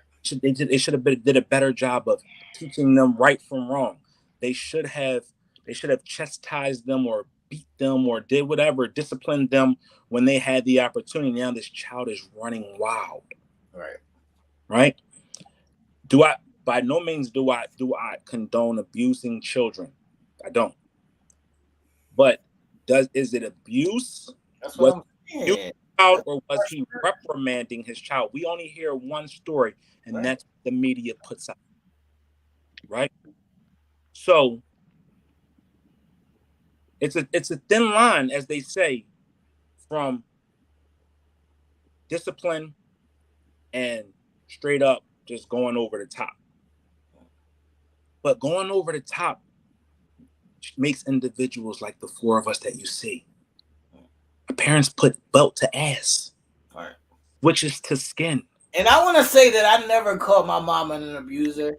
And when my dad used to fuck me up with punches, and I never said he was an abuser. So I just want to put that out there. I was bad, so I deserve. And there you. And now y'all are right. I've seen my brother have to get some wing dingers of whoopings, a razor strap that was, like so thick and long. But again, I'm sorry, in my eyes, that child is a baby, and he used his fist. This 40-year-old face. So what happens if your mother? You gonna keep running with that, Katie? What happens? It's my baby. What happened?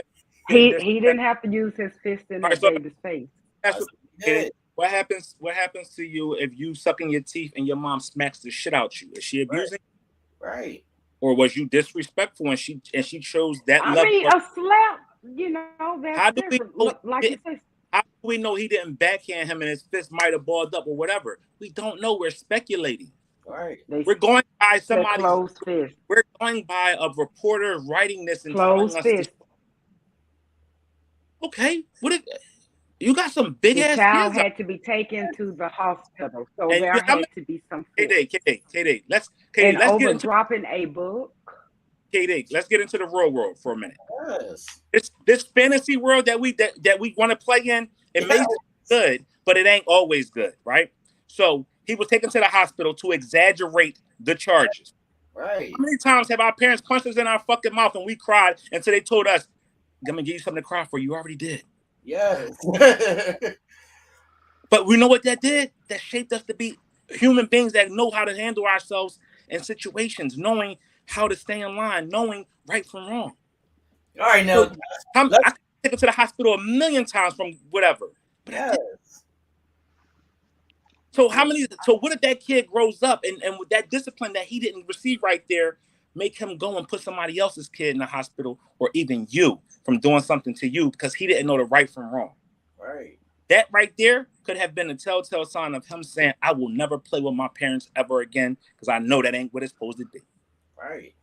Sometimes discipline is necessary. So exaggerate situations because it sounds good. And I do agree, but the media has taken it and made it look totally the wrong way then. Because the way the media has it painted. Do you believe everything the media says, Katie? Katie, and you believe everything the media says? No. All I do is read the news. Yeah, that was witnesses that say that they saw him. Right, that's what I'm saying. It's like sometimes how people perceive things. Like, if I say something about how I would fuck my son up or whatever the case may be, or how, I punched him in his chest too hard or whatever the case may be. It's all, if somebody else was to see that, like it could be considered discipline and keeping him in line and teaching him right from wrong. But if someone else sees it, they like, yo, that's not normal. That's out of control. Like you need to be able to control yourself. And in all actuality, you was just, being a disciplinarian. Can we address these questions? Because I don't like this abuse shit because we don't fucking know all the fucking facts. It says, how many times do you have to hit somebody before you can say, I'm not going to say it's an abuse after one shot. Like, I'm not going to call somebody an abuser after one shot. Y'all wild. Like I said, they well on their way, though. What if he's somewhere? It begins somewhere. KD, after all of this, what if he's well on his way to getting counseling? How about that? Well, is he still great. and I would make sure that the media gets a hold of that if I was him. Yeah, Because right. right now he's not looking too well. Nobody's going to report that story and say that he went and got counseling. Nobody's going to report that story. Well, then that's when if he is taking those measures, then that's when I would advise his publicist to do so. Because, like I said, right now he's not looking too good in the public's eye. Who cares? With the Yes. if my child gonna grow up to be a standard citizen, I don't care what the public thinks. Yes. Do this for the public. I'm not on a public stage. I don't care. The public not taking care of my child. The law is not taking That's my all good and well, but like I say, I to will punch a fuck 10-year-old in the face just does not look well. and they know it. Sorry. KD, do you know what the word for Not in public anyway. He should have did it behind closed doors if he gonna slap. KD, do you know what forgiveness means? KD, do you know what forgiveness means? Yes, I do, Pete. Yes, I do. So I would say I'm not going to put this smut on this man's name and call him an abuser because I don't know if this is the first time or if this is the 10th time. I don't know that to call him an abuser. So I'm not going to put that on his name. And that is fair. I would say so too. But you can be on your way. If not, and it could put this child, looking at it that way, a different way. KD, and yeah, you're right. KD, what I'm saying to you is this. Imagine this is the story, right? Mm-hmm. He could have been, going through something with his baby mom or whatever. His baby mom could have had a boyfriend or a husband who was trying to hurt one of them. And he's trying to get his son out of the way.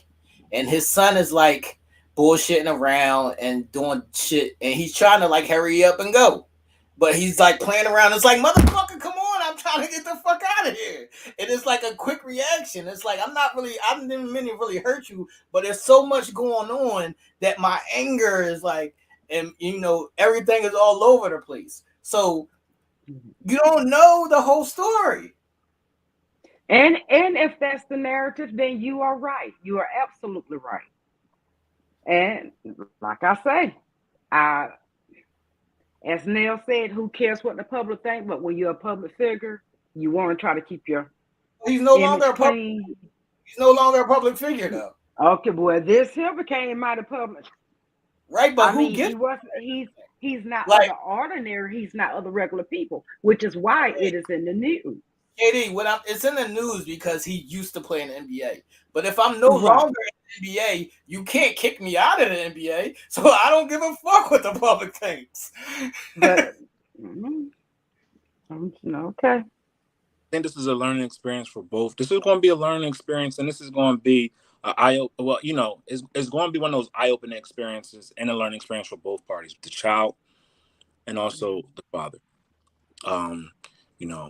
Hopefully this helps them to step back, and if whatever the situation and issues are, he gets in front of them, sit down with his child, and ultimately because that's the one who those are the two parties involved that need each other the most, the child and the father, and sit down and let them know, no, this is not to hurt you, it's just to make you better. I don't know, but it's one of those situations that it who knows, it just it makes you throw your hands up like this, because like we understand coming from our era the importance of what discipline looked like. We knew that discipline was going to be discipline, and it wasn't just going to be, no, stop it. You know what I mean? Real, man. Go time out now. Stand in the corner for 15 seconds and count to 9 or 10 backwards. We know it wasn't the case back then, right? As Diana Hubbard said, she wants to be called by last names because we got two Dianas. As she said, all has taken parenting out of the hands of parents. Shit. For some. And hold on now, because I need to address what's going on in the chat. Ladies and gentlemen, nobody's saying that you shouldn't be able to control your anger. What I'm saying is that one punch does not make you an abuser. That's all I'm saying. Understand the words that are coming out of my mouth. I never said you shouldn't be able to control your anger. All I said was one time does not make you an abuser. If somebody hits you one time and then they get help and they never hit you again, are they still an abuser? That's my question. It's going so left. This is going. They just look at it like somebody hit me. Oh my God, he's a fucking abuser. Like, what the fuck? Now those are abusers. You know, you can't just striking women and men. Like, if you hit somebody, you are a hitter. Like, you know what I mean? No. And see, I can see what T is saying. I totally see T. I get what you're saying. Trust me, I do. A parent will just go off and be like, "You look, you know." I get that, but that's my point. And what I'm saying is what it looked like in our eyes. In our eyes, he do look like an abuser. Right, but you're only seeing him one time. What if every other time he's loving and caring to his fucking son every fucking day? Is he still an abuser now? He's not, but the public is not seeing that right now. We see him as an abuser right now. That's mental. It's just So, what he's seen as. No, I'm gonna ask you: if you're sitting down and your girl, your mom, whoever, hauls off and punches you in your face one time, are you like, that's abuse? I'm be like, yeah, what I do? That's what I'm saying. What are we talking about? What I do? Abuse. But you know what? At this point in life, just keep your damn hands to yourself. You know what I mean? Like, I'm not on no woman. I'm not trying to no men. I'm keeping my hands to myself. Right. Other ways of handling situations. Hopefully, we can have a conversation. If that's abuse, then we always fucking abuse as kids. Fuck that. Oh yeah. Oh, I was abused. I got my ass whooped. Yeah. Majorly. Now I would say I didn't get as many as my brother. I can count though. I deserve more. I will say that. I was just sneaky with my shit. But yeah, when I got caught, yeah, it was on. The world is controlling. Janine said the world is controlling the narratives of how we raise our children. That when they mess up, it's our fault. I do agree, Janine. Big statement. Mm-hmm. A tough question. Art asks a real: if a person steals something from a store once, is he a thief? I don't think so. I think he just stole some. If it's not repetitive, I wouldn't say so. Unless he's kleptomania. See, that's contradicting then, Katie. What you just said, he's an abuser. But this person is not a thief, but he's an abuser. You gotta pick a side. I said, no. I said he made himself look like an abuser. No, you called him abuser before that. I ain't talking about right here, right now. I'm talking about you know what? It may be a reflex from somebody who done got their ass hit by their parents, whatever. It feel like abuse. We got two in comments in the audience, and they kind of simultaneously go at each other. Sean says, you keep saying one time. How many times do you get? And then Nikita said, yeah. What? More than once. That's how many times. No, one time can be considered abuse, T. Then no, I'm not saying that can't be considered abuse. I'm saying you can't call him an abuser. If you abuse, then you have become an abuser. I can't. But the person that stole something, he's not a thief, though. You're right. You crack one time, are you a crackhead? That's what I'm saying. Or did you from my understanding, you can't just use it one time. If you use it once, you continue to use. Pick a side. I know. But I would say, I guess, yeah. If you do it one time, then yeah, whether you do it again or not, you still a crackhead? You are a user. You're a crackhead? Yeah. Say you're a crackhead. Whether you do it or not, I guess so. No, I want to hear you say you're a crackhead. I couldn't rightly say something like that now, T. But you can rightly say you're a crackheads that I've seen compared to the crackheads that I seen when I was growing up. No, I could not call someone a crackhead if I just saw them hit it one time. No, I could not. All right then. What are we talking about? All right then. Why is everybody so fucking sensitive, man? Jesus Christ. I'm not gonna say my parents abused me. I'm sorry. I was bad. Right. I was always They doing some just shit to fucked get us my up. ass That's whooped. all. Right. To get Like, my yeah, ass we whooped. I was doing some and shit. I'm not saying that these kids today don't deserve some good one. I mean, some of them I be hearing stuff they did, and hell, I want to get my belt and go and get onto them. Right. And like you say though, kids are made differently today because you go to hit one today, they gonna hit your ass back. Right. You gotta hit They them. they gonna hit you back. Shit is crazy. They ain't made the way we were made. Everybody's abusers now. Everybody Yeah, can't they call. ain't made the way we were made. Nell Not at all. over Not there, at all. Nell over there crying, y'all. Nell over there crying, y'all.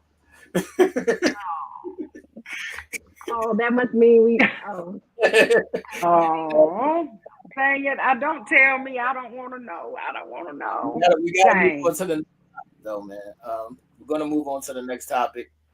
This is coming from one of our audience members. I believe this is from Diana Hubbard, right? Ish? Mm-hmm.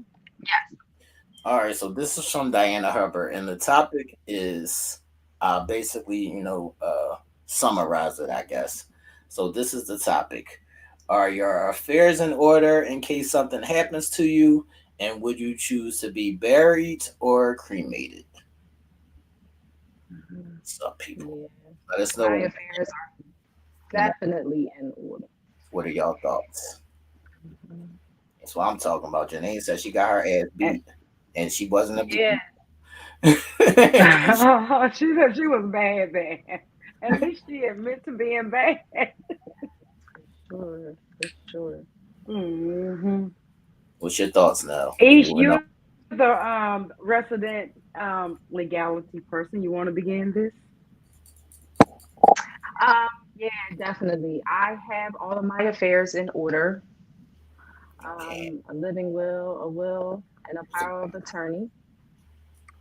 Um, and I think it's very important for everyone to have all of those in place. But I would want to be cremated, not buried. Spread me around somewhere beautiful by water. Those Uncensored Minds t-shirts are available right now. The plug.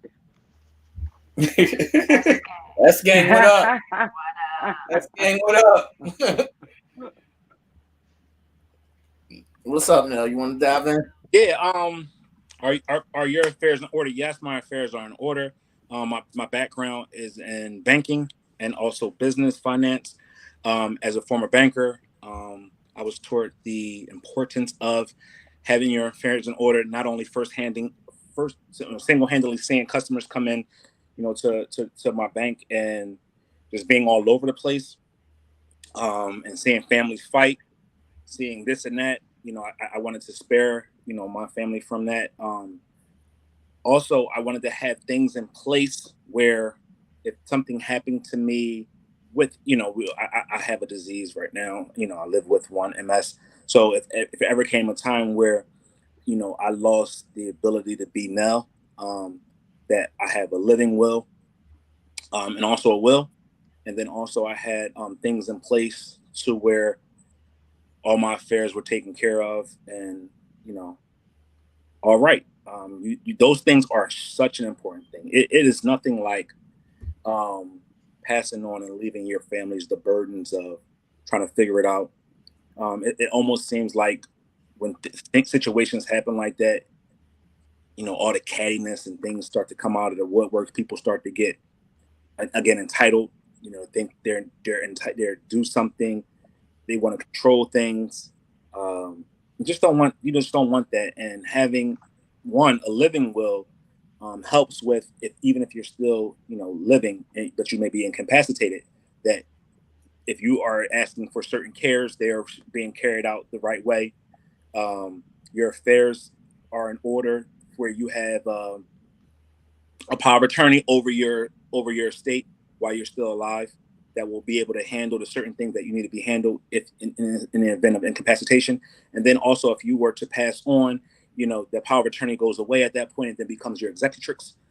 So there are a number of different things that go into that you always have to set up and have in place. And then also, at the reading of your will, if you do have one of those, things get divvied up, properties and, finances and things like that. So I just wanted to make it as easy and as possible for those that are beneficiaries of my estate. Would I like to be cremated or buried? That's a tough question, but because it makes you think. But I am so aware of what the future looks like, and the future is death. So you have to get in front of that and be aware and not live in this facade of, I don't want to think about that. You got to think about those things because it helps you to get these type of things in order responsibly.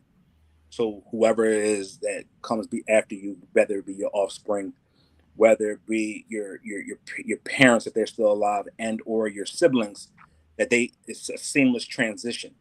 I want to be buried. I want to have a ceremony because hopefully the life that I leave behind has left an indelible mark. Right? I just don't want to be a face, quote unquote, pretty face. I don't want to just be something. I want to be something of substance, and I want my life to mean something. Not saying cremation doesn't allow you to have that. I want to be buried in a casket, I guess. Well, that might change tomorrow. All right, I want to say that I definitely have specific instructions that my people have, and I definitely want to be cremated.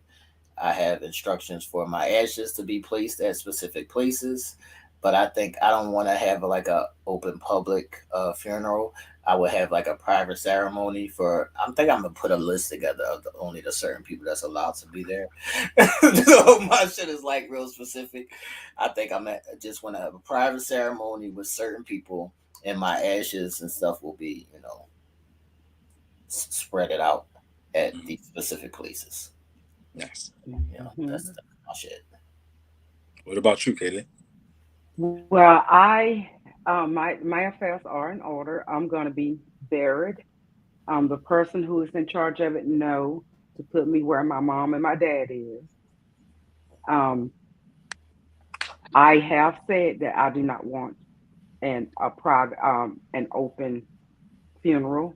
I want it very private, family only. I said, in fact, you ain't even got to have that. Just take me and bury me. You know, I I just don't want anything long and drawn out. As far as the will, hey, right now it's not much to get, but hey, talking to Ish, I realize that I do seriously have to get a will together because I do have items out there. They may not be doing well now, such as my books. I'm in movies and stuff.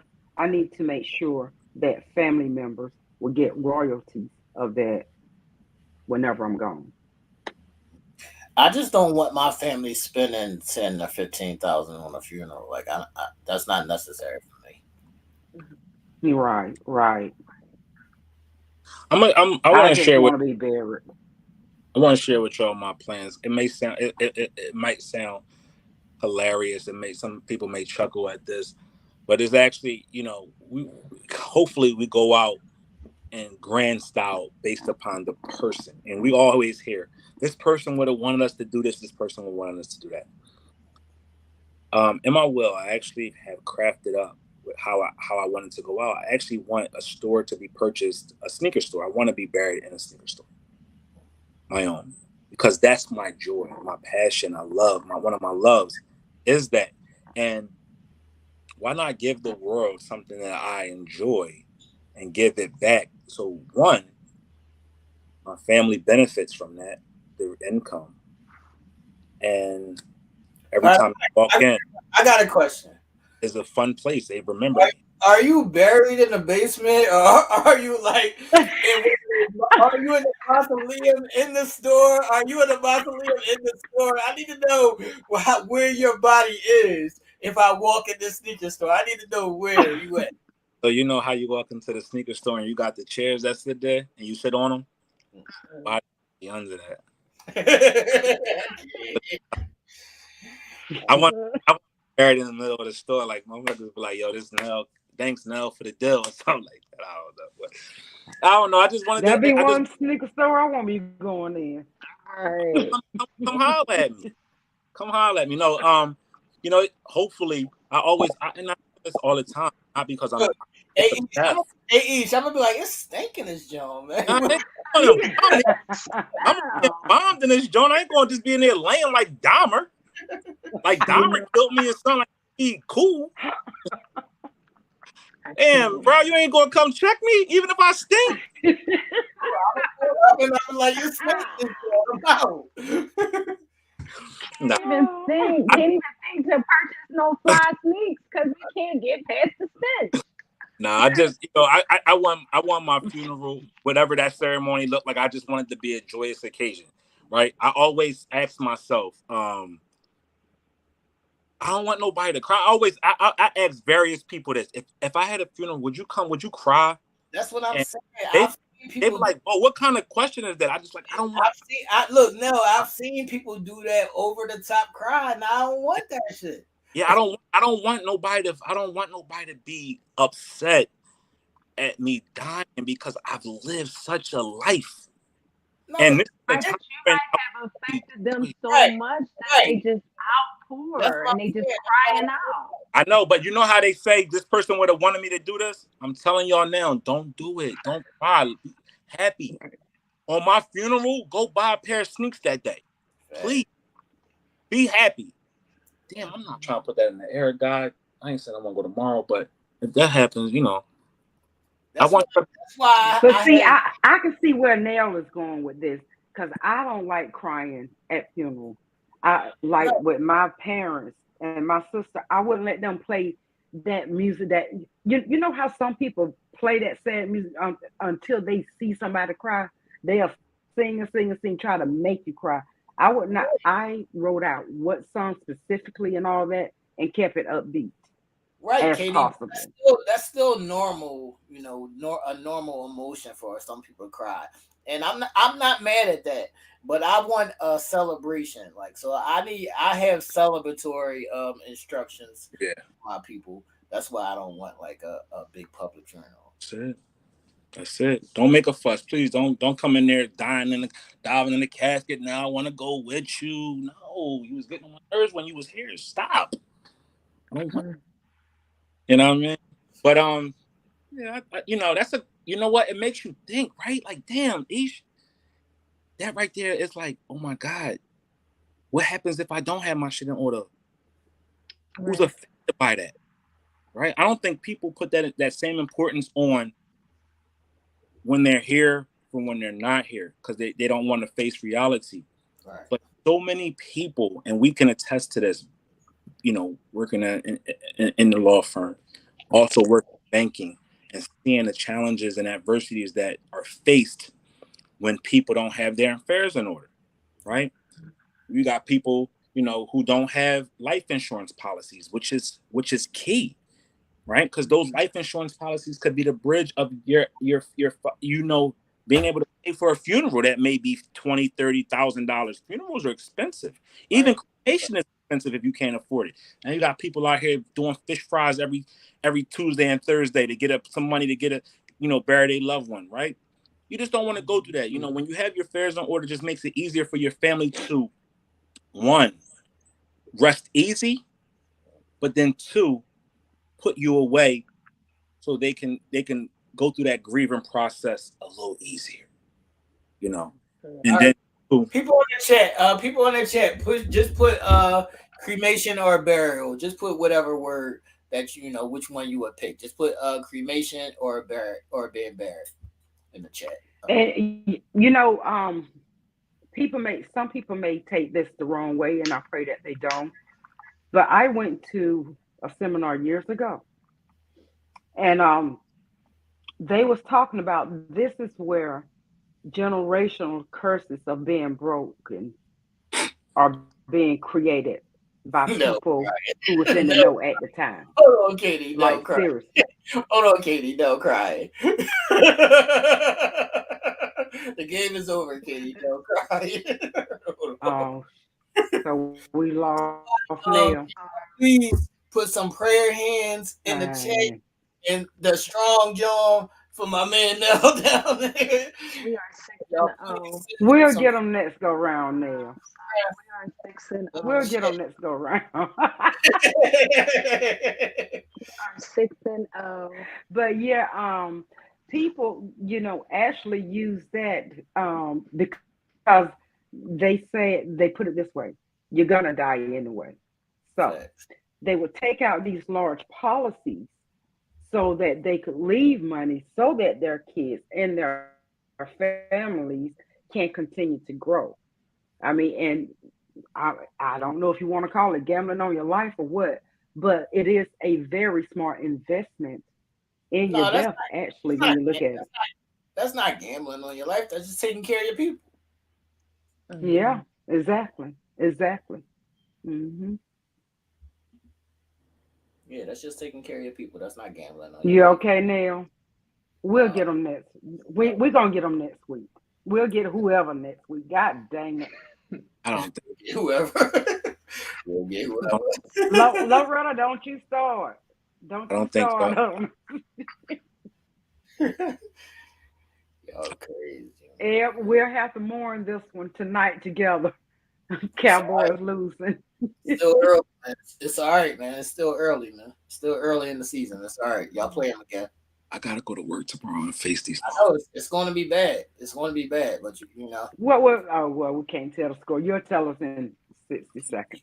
you will survive, man. Remember my first stand. You didn't die, man. And die.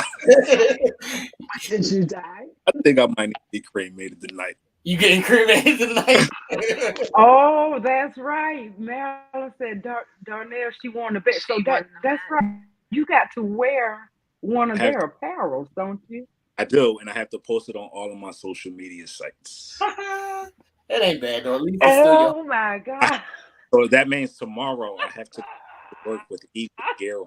Look, at least it's still your home. At least it's still Oh, your home. Darnell, that's gonna be funny. That's gonna be funny. That's not funny, KD. Dang. Not funny, KD. You It can't is joke. gonna be funny, but God dang it. KD. I'm gonna ride with you, Neil. I'm KD. gonna ride with you. KD. Huh? I'm about to give you a very important lesson. When somebody's team loses, it's not jokey joke time. It is not jokey joke time. I'm trying to give you a lesson. This is a lesson that can save your life. Save your life. This is Then a go I'm now. not joking. Okay, I'm just okay. This is a lesson that can save your life. It's not Okay. joking time. When Then some- go now. But Katie, are you ready? Because it's on you. What we doing? Okay, I am ready. Y'all, tonight is just a little twist, but let me ask you this right here. What do you think of a couple getting their aunt and uncle evicted out of their home because the aunt and uncle don't want them sleeping together? Tell me your thoughts on that after you hear the details. Apparently, a gay couple and his partner, who are married, got his aunt and uncle evicted because the aunt and uncle did not want them sleeping together under their own roof. Not the aunt and uncle roof, mind you, but the gay couple's parents' roof. The author, a 27-year-old man, starts the post by saying he married a man. His whole family is from a conservative Catholic area, but accepted his choice. When his family moved from his hometown in Texas to New York, they didn't sell their house and rented it to his aunt and uncle. When the author's family visited their hometown, they would stay with his uncle and aunt and children. The last time they visited, The author and his husband weren't allowed to sleep in the same room because they hadn't married. So they stayed in a hotel. Recently, the author, husband, and his brother revisited them. And his uncle and aunt insisted they stay in the house, but they didn't want the author and his husband to sleep in the same room because it could be a bad influence on their children. This hurt his husband's feeling, and he left the room crying. The author's uncle laughed seeing this. The author got furious and threatened to get them kicked out if they didn't apologize. They had a small argument and the kids started crying. The author briefed his dad on what happened, and his uncle and family were given an eviction notice. Everyone in the family thinks the author was wrong for making his cousins become homeless. What do you think? Now, after reading this over and over, I'm like, now they did have a nerve. They were in his parents' home. And we don't, I mean, let's face it, it's not the traditional couple, but they had became married. But I can also see the aunt and uncle's problem with it. They have children, and they didn't want their children seeing two males sleeping together. So I don't know. This is a double-edged sword for me. But what do y'all think? I do think they went too far with getting them evicted, though. Weren't they just visiting? They were just visiting. So I do think they were wrong in getting them evicted. I can't Hmm. tell right now. Now he's pouting already, y'all. Hope somebody gets me evicted. I can't get over that. I cannot. Oh, No, he's Sorry. starting nails. You want to go, Ish? no. You got thoughts on this Karen's corner? Yeah, I mean, listen, I feel like any of us, whether, we're straight, we're gay, we all have to be mindful of how people, take in and digest the way we live our life. And we have to be mindful that, you know, it doesn't always have to be in everybody's space for them to digest because they may not be willing to be open about certain things. They're respectful of it, but they may not want to see it. So I think that was the problem here is that, they just didn't want to see it. They didn't want their children to see it or the little ones to be, taken in and having thoughts of their own about what is going on in that situation. So, but for them to go ahead and get them evicted, I think that was a bit much.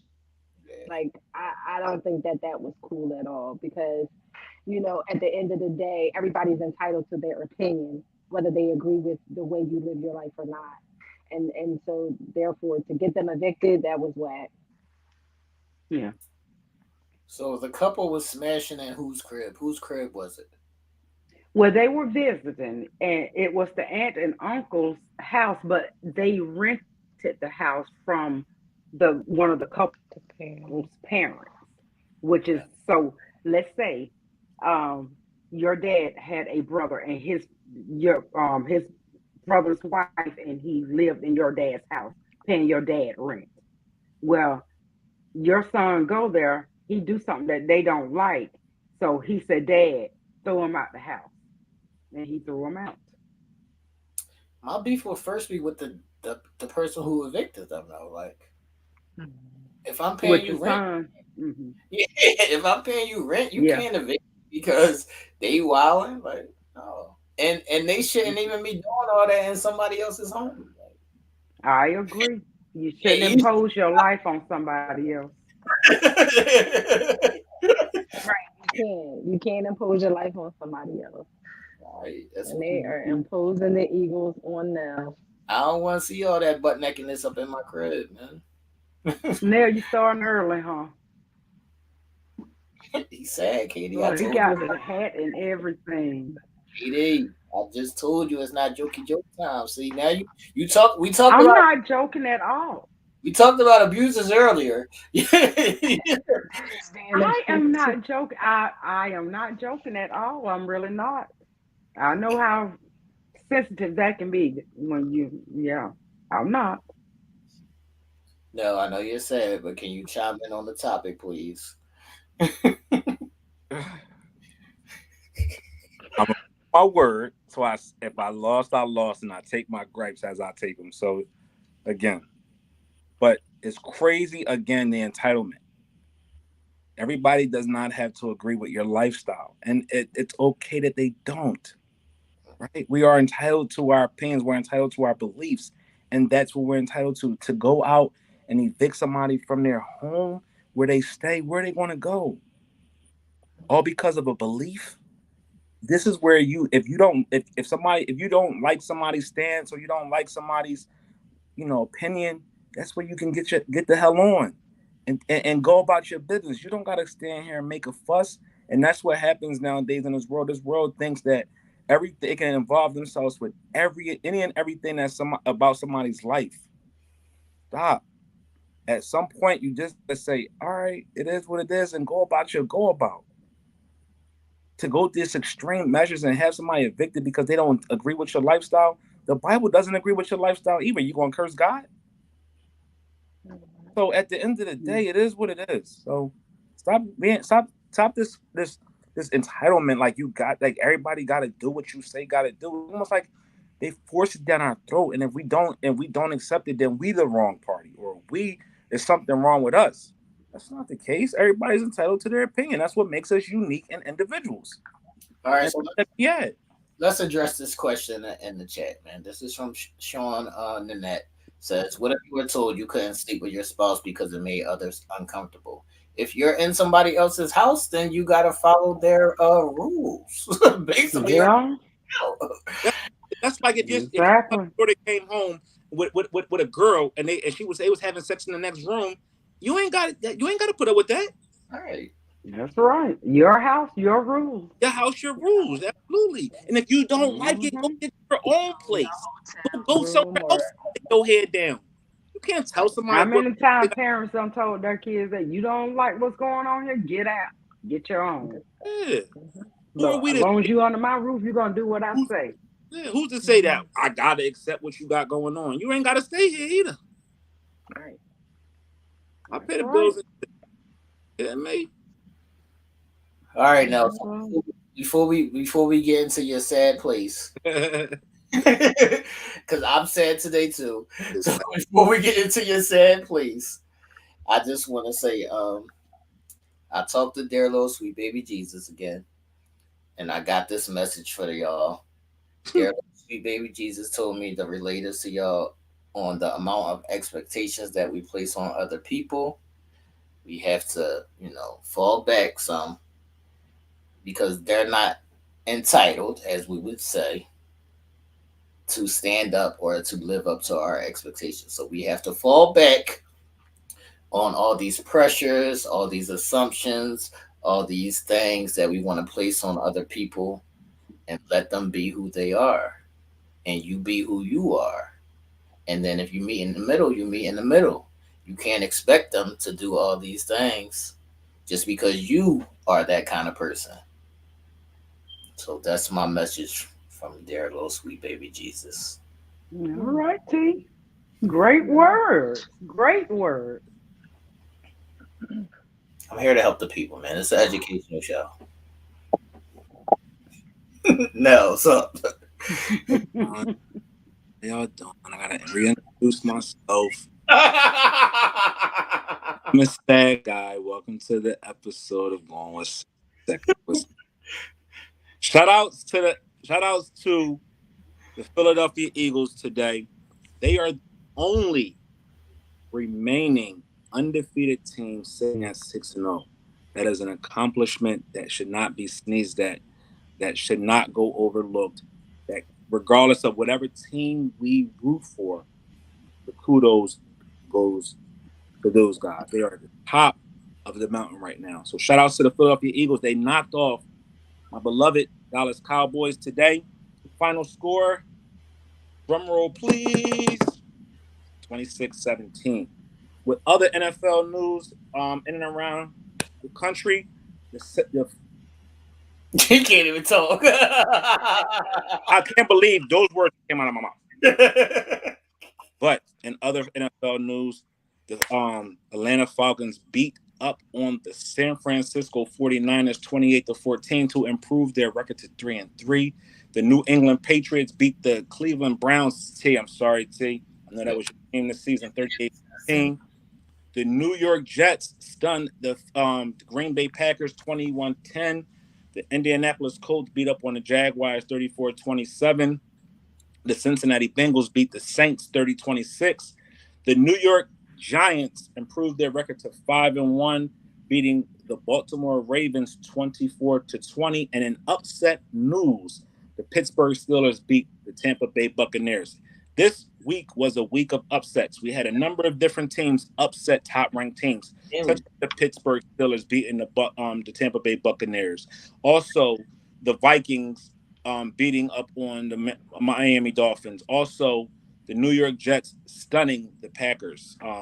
So we had a lot of upsets this week. But again, we want to shout out and give our big support to the Philadelphia Eagles for one, being 6-0 in the NFL, and also playing a great game against Dallas Cowboys. And other sports news, if you've been on the rock, Game 7 starts this Tuesday in conjunction with the NBA. If you don't know what Game 7 is, be there square. You're square, absolutely. Game 7 is the new show hosted by T and also his brother Mike. So that is going to be a great show premiering this Tuesday at 7 p.m. So tune in. I already know Rhonda's already waiting. Rhonda's waiting. Rhonda already in the chat for Tuesday. Shout out to Rhonda for always supporting any and everything that we got going on hours before it even comes on. So Game 7 with T and Mike is Tuesday at 7 p.m. Right? And then the NBA season starts right thereafter at 7:30 p.m. You got the Philadelphia 76ers taking on the Boston Celtics if you're a Philadelphia fan. And all the NBA teams will be playing either be Tuesday or Wednesday night. So check out your local listings to see when your team plays. I know this season I'm rocking the 76ers. T already said he's going with the Brooklyn Nets. E said he's riding with the Sixers. And KD just don't care. Get your team ready. Get your popcorn ready. It's going to be an exciting season. This is the time of year when you have all four major sport teams playing at one time. You have the NFL, the NBA, Major League Baseball, and NHL. Shout outs to the Philadelphia Phillies for advancing to the NLCS, which is one series away from the World Series. You also have the San Diego Padres that will meet the Phillies to see who is going to represent the National League in the World Series. You also have right now the New York Yankees playing the Cleveland Commanders. I mean, not Commanders. I'm sorry. Guardians or some shit. Will represent the American League, who will go up against the Houston Astros to see who is the winner of those two series, who is going to make it to the World Series. So it's some fun times in and around sports. We got the NFL at high gear. We got the baseball season going into its postseason and crown a winner soon. We got Major League Hockey that just started this past Thursday. So if you like any of those teams, if you have a favorite team out there, make sure you represent your team. The season's going to be a great season, live and direct. Again, shout out to the Philadelphia Eagles for again improving to 6-0, and you will see me posting a picture tomorrow in my Eagles gear, representing the bet that I lost. Shout outs to everybody out there that's Eagles fans, Tez, Marilyn, and all the Philadelphia faithful. And shout out to my Cowboys as well. Regardless if we take a loss, we're still going to be Cowboy Nation next week. So Cowboys for life. All right, now, before we get out of this sports section, I do want to speak on what Ebony was saying. So shout out to Dikembe Mutombo, who has now started his treatment for his brain tumor. So hopefully, prayers and strength to him. Hopefully he gets well soon. Mutombo was a Sixer at one point as well. So if anybody knows, if you know, you know. And it's still free BG, man. It's still free BG, man. Yeah. Free BG, Brittany Griner. We want her home, back on American soil.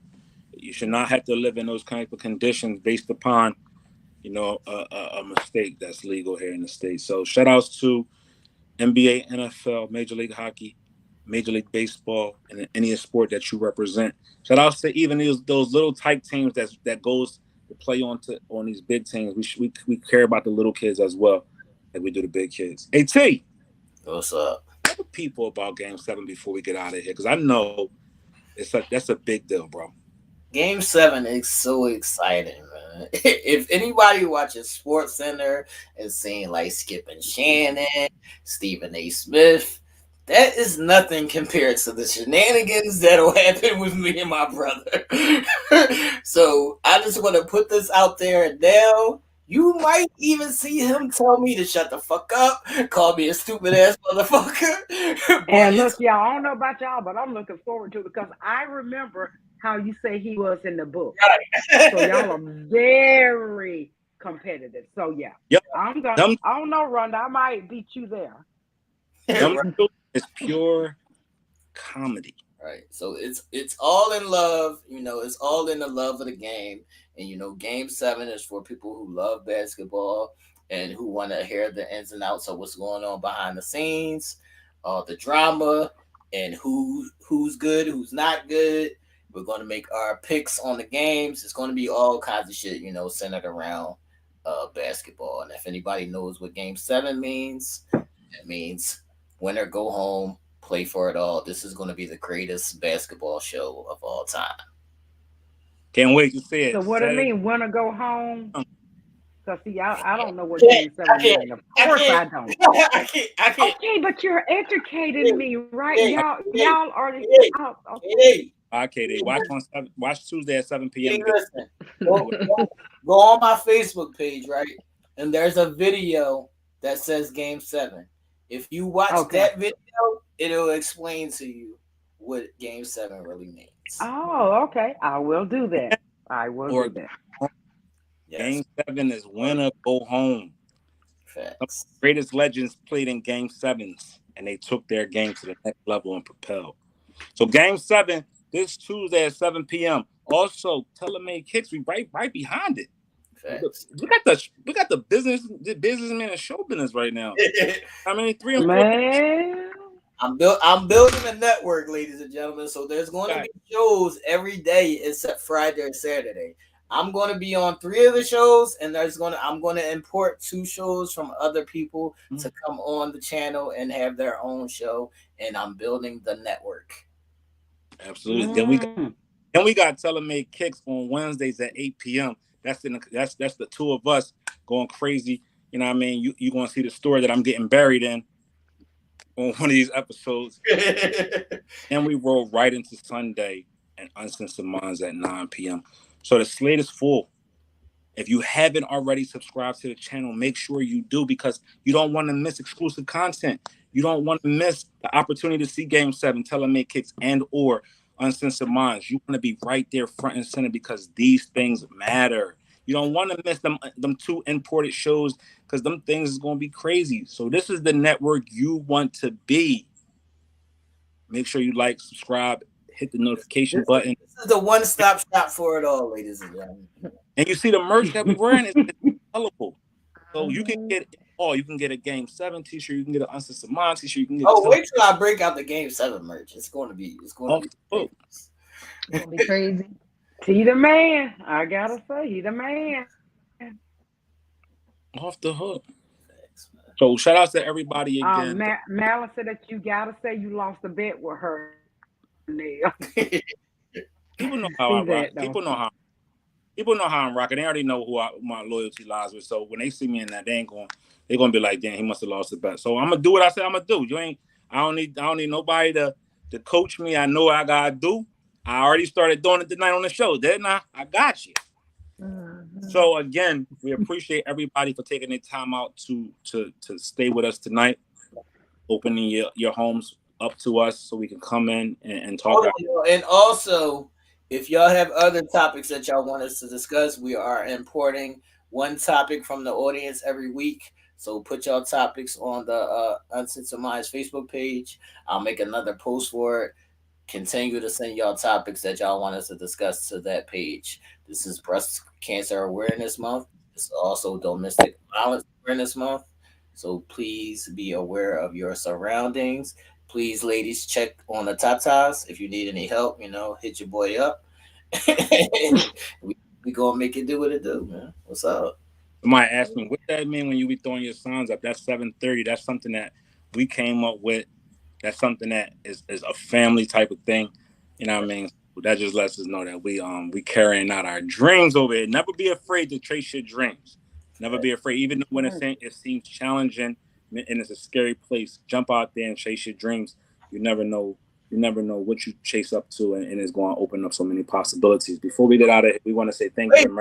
Wait a minute, man, because we gotta help the ladies out, man, because it's a lot of lonely ladies. It's a lot of lonely ladies that's hugging on them pillows, extra tight. They ain't got nobody to rub up on them butts, and all these kind of things. They can go on over to rawhoneydrip.com and get something to keep them, and so they get a person. And so they get a person, they can get some things. And so they get a person, they can get some things that'll, take the edge. Take the edge off. To take the edge off a little bit. We got you. Bustin'? Yeah. Winter's coming. Winter's coming. Some cold nights. You got some things to keep you warm you up. Cuffing season? Oh, yeah. Cuff you. So, Ish, let me ask the ultimate question. Can I buy the whole man from you? God damn, I got to buy the whole man. Wait, did he click off? He said, wait. Like a dog. Because it's cold, like you say, you want to cuddle. Was she Jeffrey So can we buy the whole man? No, that's wild now. Stop. That's good. I don't know, KD. I don't know. Not that way, Nell. I don't even think I would let you purchase that, KD. I don't think I want you to sit that on. I'm trying to get us indicted. Yeah.